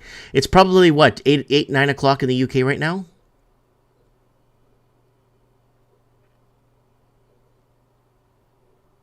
So Dora Hearts from Great Britain watching from Spain. And that's why I like to do this average mic show in the day, average mics, because I could do it on all the platforms. I could do all the platforms. It's censored to a point where I'm not gonna end up getting terminated. So, all right, guys, let's go into.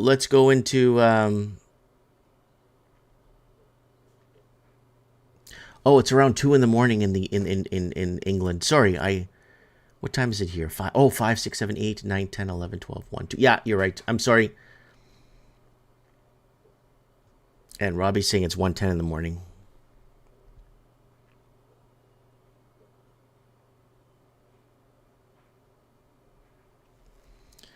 Yeah, Rigor Mortis is saying you can't dwell on the past, only move forward. It's only 2:10 in the morning in Spain. Wow. Tune into average mics. You're going to wake up the next morning tired and say, why are you tired for? I was just watching this guy on social media with this average channel talking about average topics and just averagely discussing things. And I find it intriguing that it's average.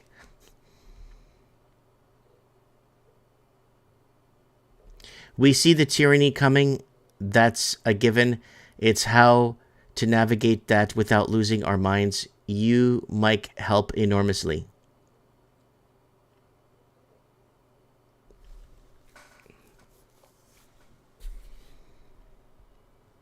Yeah.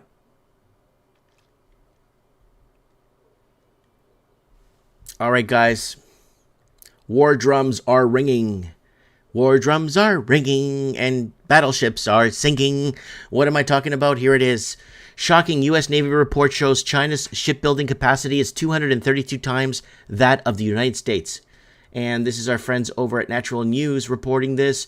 Recently leaked intelligence from the U.S. Navy shows that China's shipbuilding capacity is currently 232 times higher than that of the U.S. A very worrying statistics of the People's Liberation Party, PLA. Navy seeks to expand a global reach.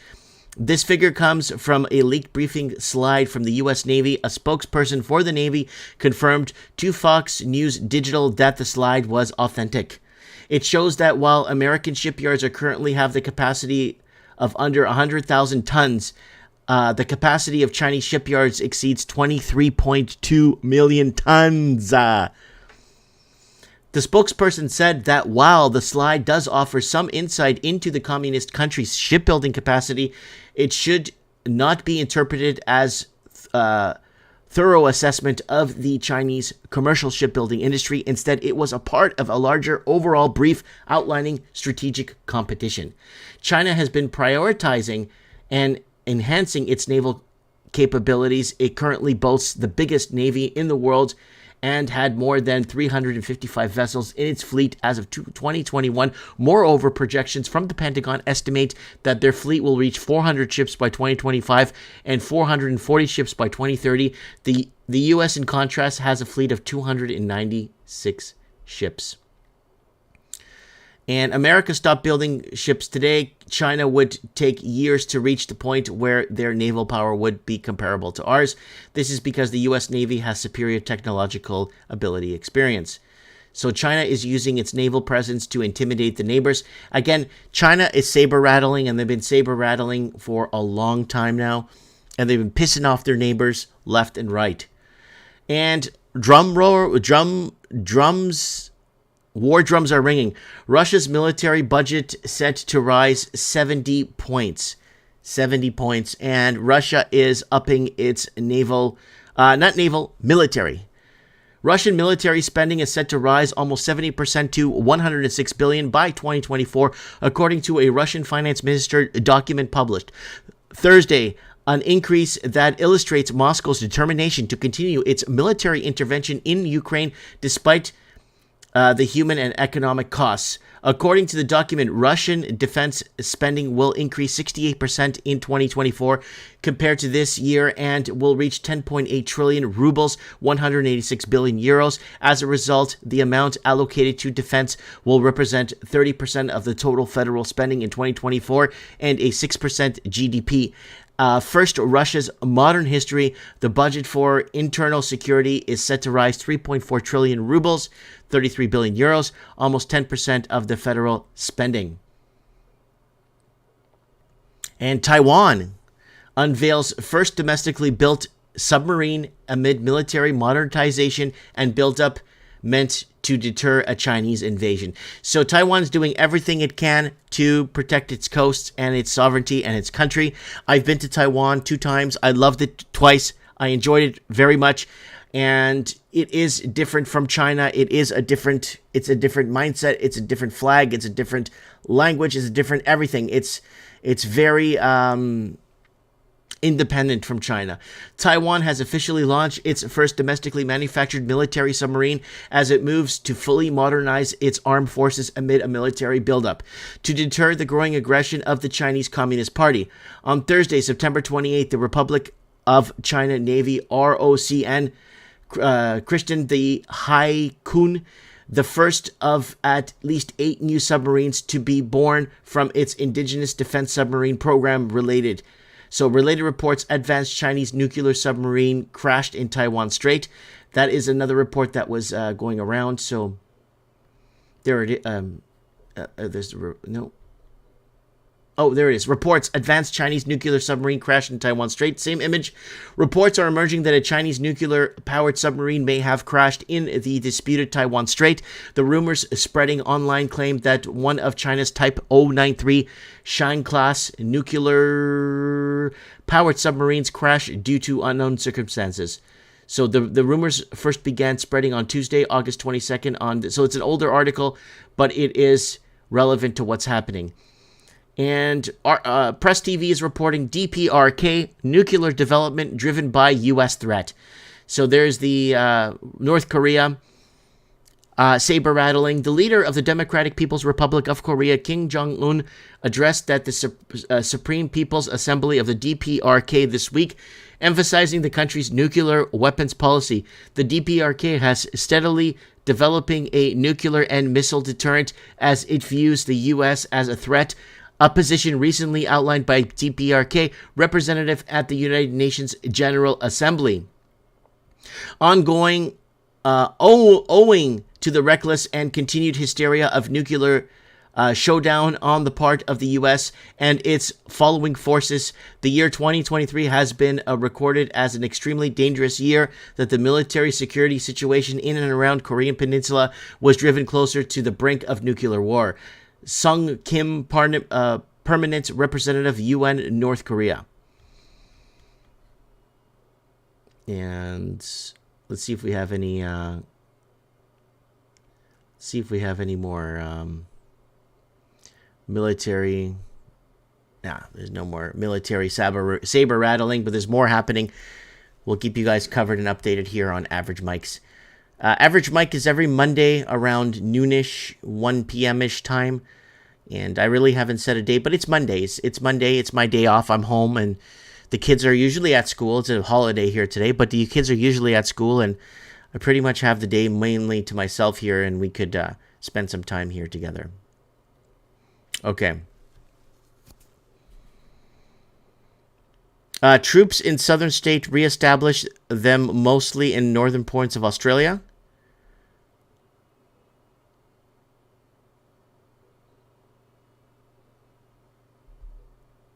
Billy say I only comment. I only comment. They say if I had a channel, it could be suspended or lost or lose the right to comment.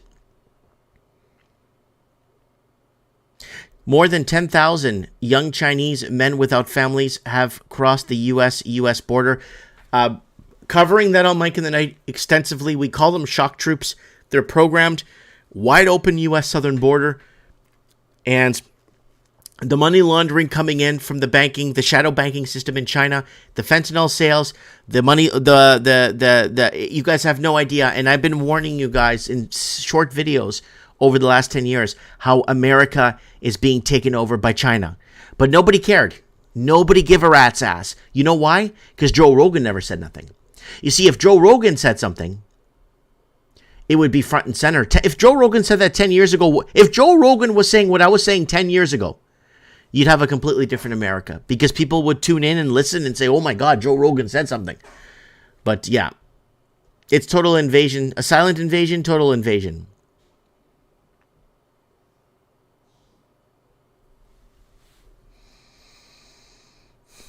All right.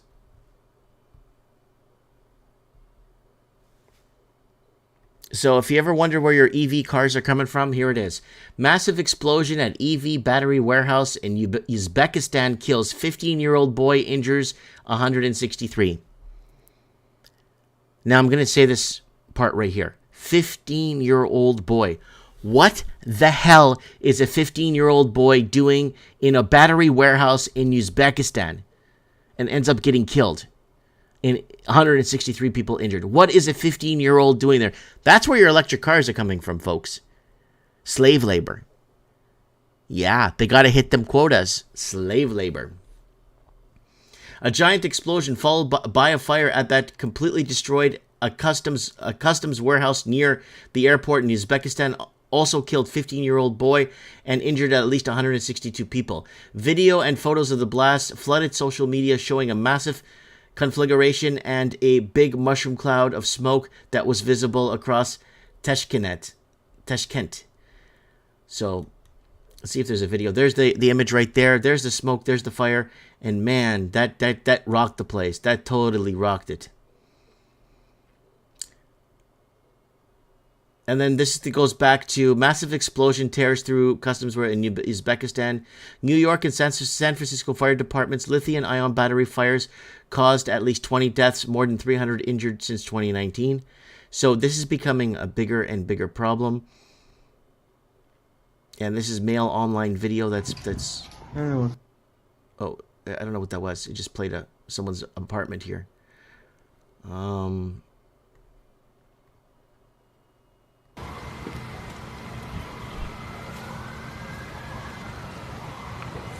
So there's another footage there. Oh, it's multiple footages. So there's your electric cars, folks. Slave labor, all by slave labor. That's how they make budgets. That's how they make it work, right?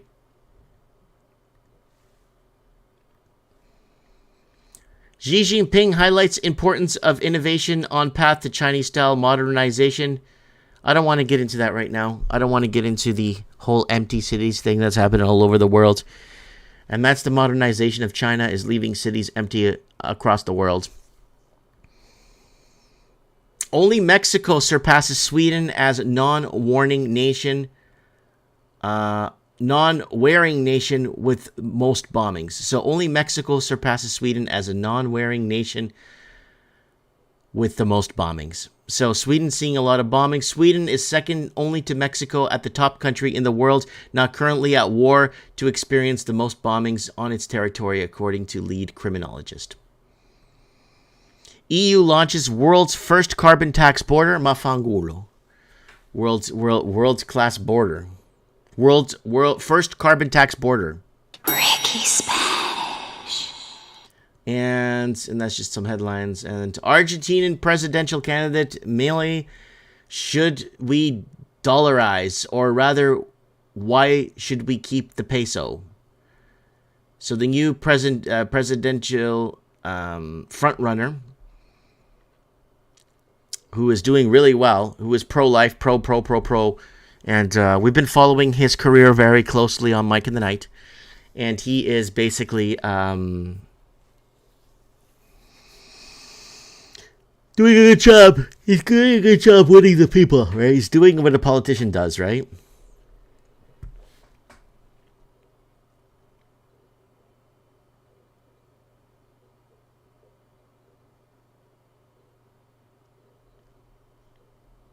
All right, what's going on in the comments, folks? What are you guys talking about? It's the Mike in the Night Average Mike Show, Monday show.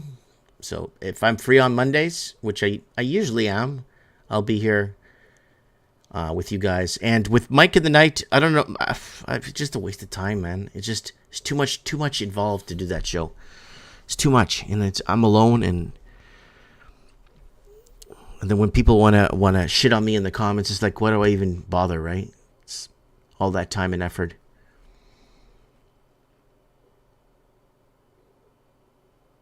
All that time and effort.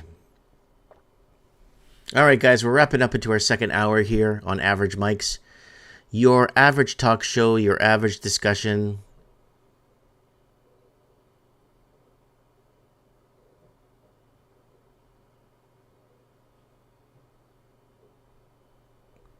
So let me know what you guys want to do on like, I'm free like maybe Sunday evenings when the kids are in bed. I don't know. Saturday nights eats up. I don't know. I don't know what to do, folks. I really don't know what to do. Maybe launch something new. Maybe a new rebrand something new.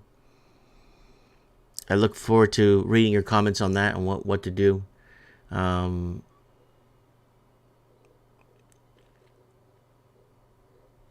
Yeah, I'm reading your comments here. They are invasion force.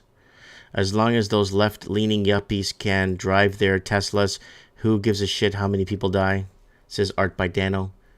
Artbydano.net, artbydano.com. Not your typical art.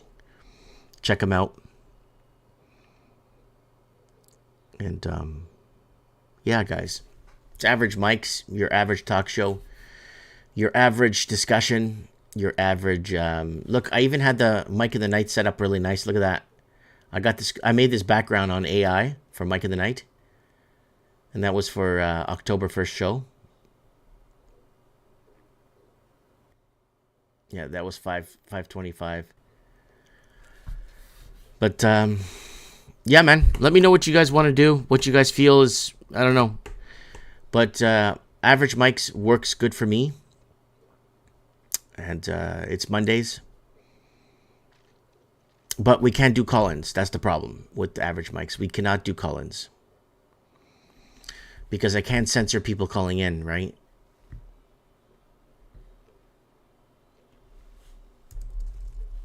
Guys, if you want to support, sign up with the Glutathione. Give you a link. Just sign up, read the reviews, read the reports, read what's going on.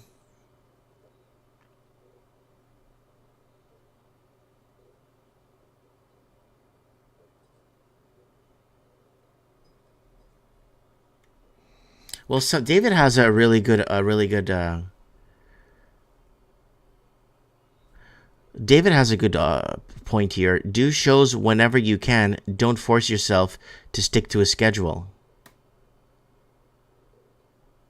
Interesting. I never thought of that.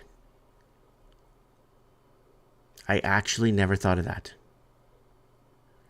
Run a show just when I can. Interesting. Very interesting.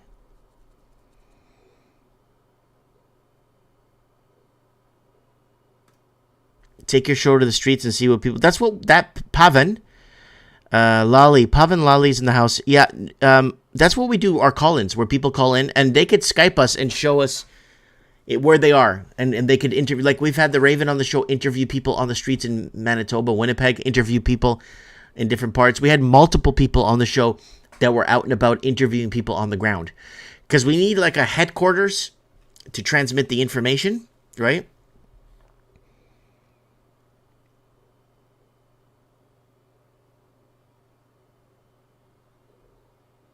Steve Stevens is saying rebrand the show and make short clips and videos highlighting key points. Most people have short attention spans.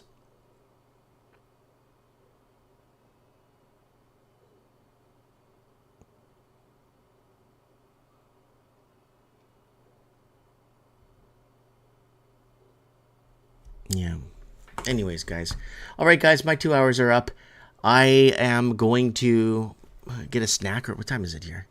It's 5:29. I'm going to get a little snacksy waxy. I'm going to eat something here. And I'll see you guys on the flip side. Thanks for being here with me, guys. Mike Martin's here for Average Mics. I have spoken. Average Mics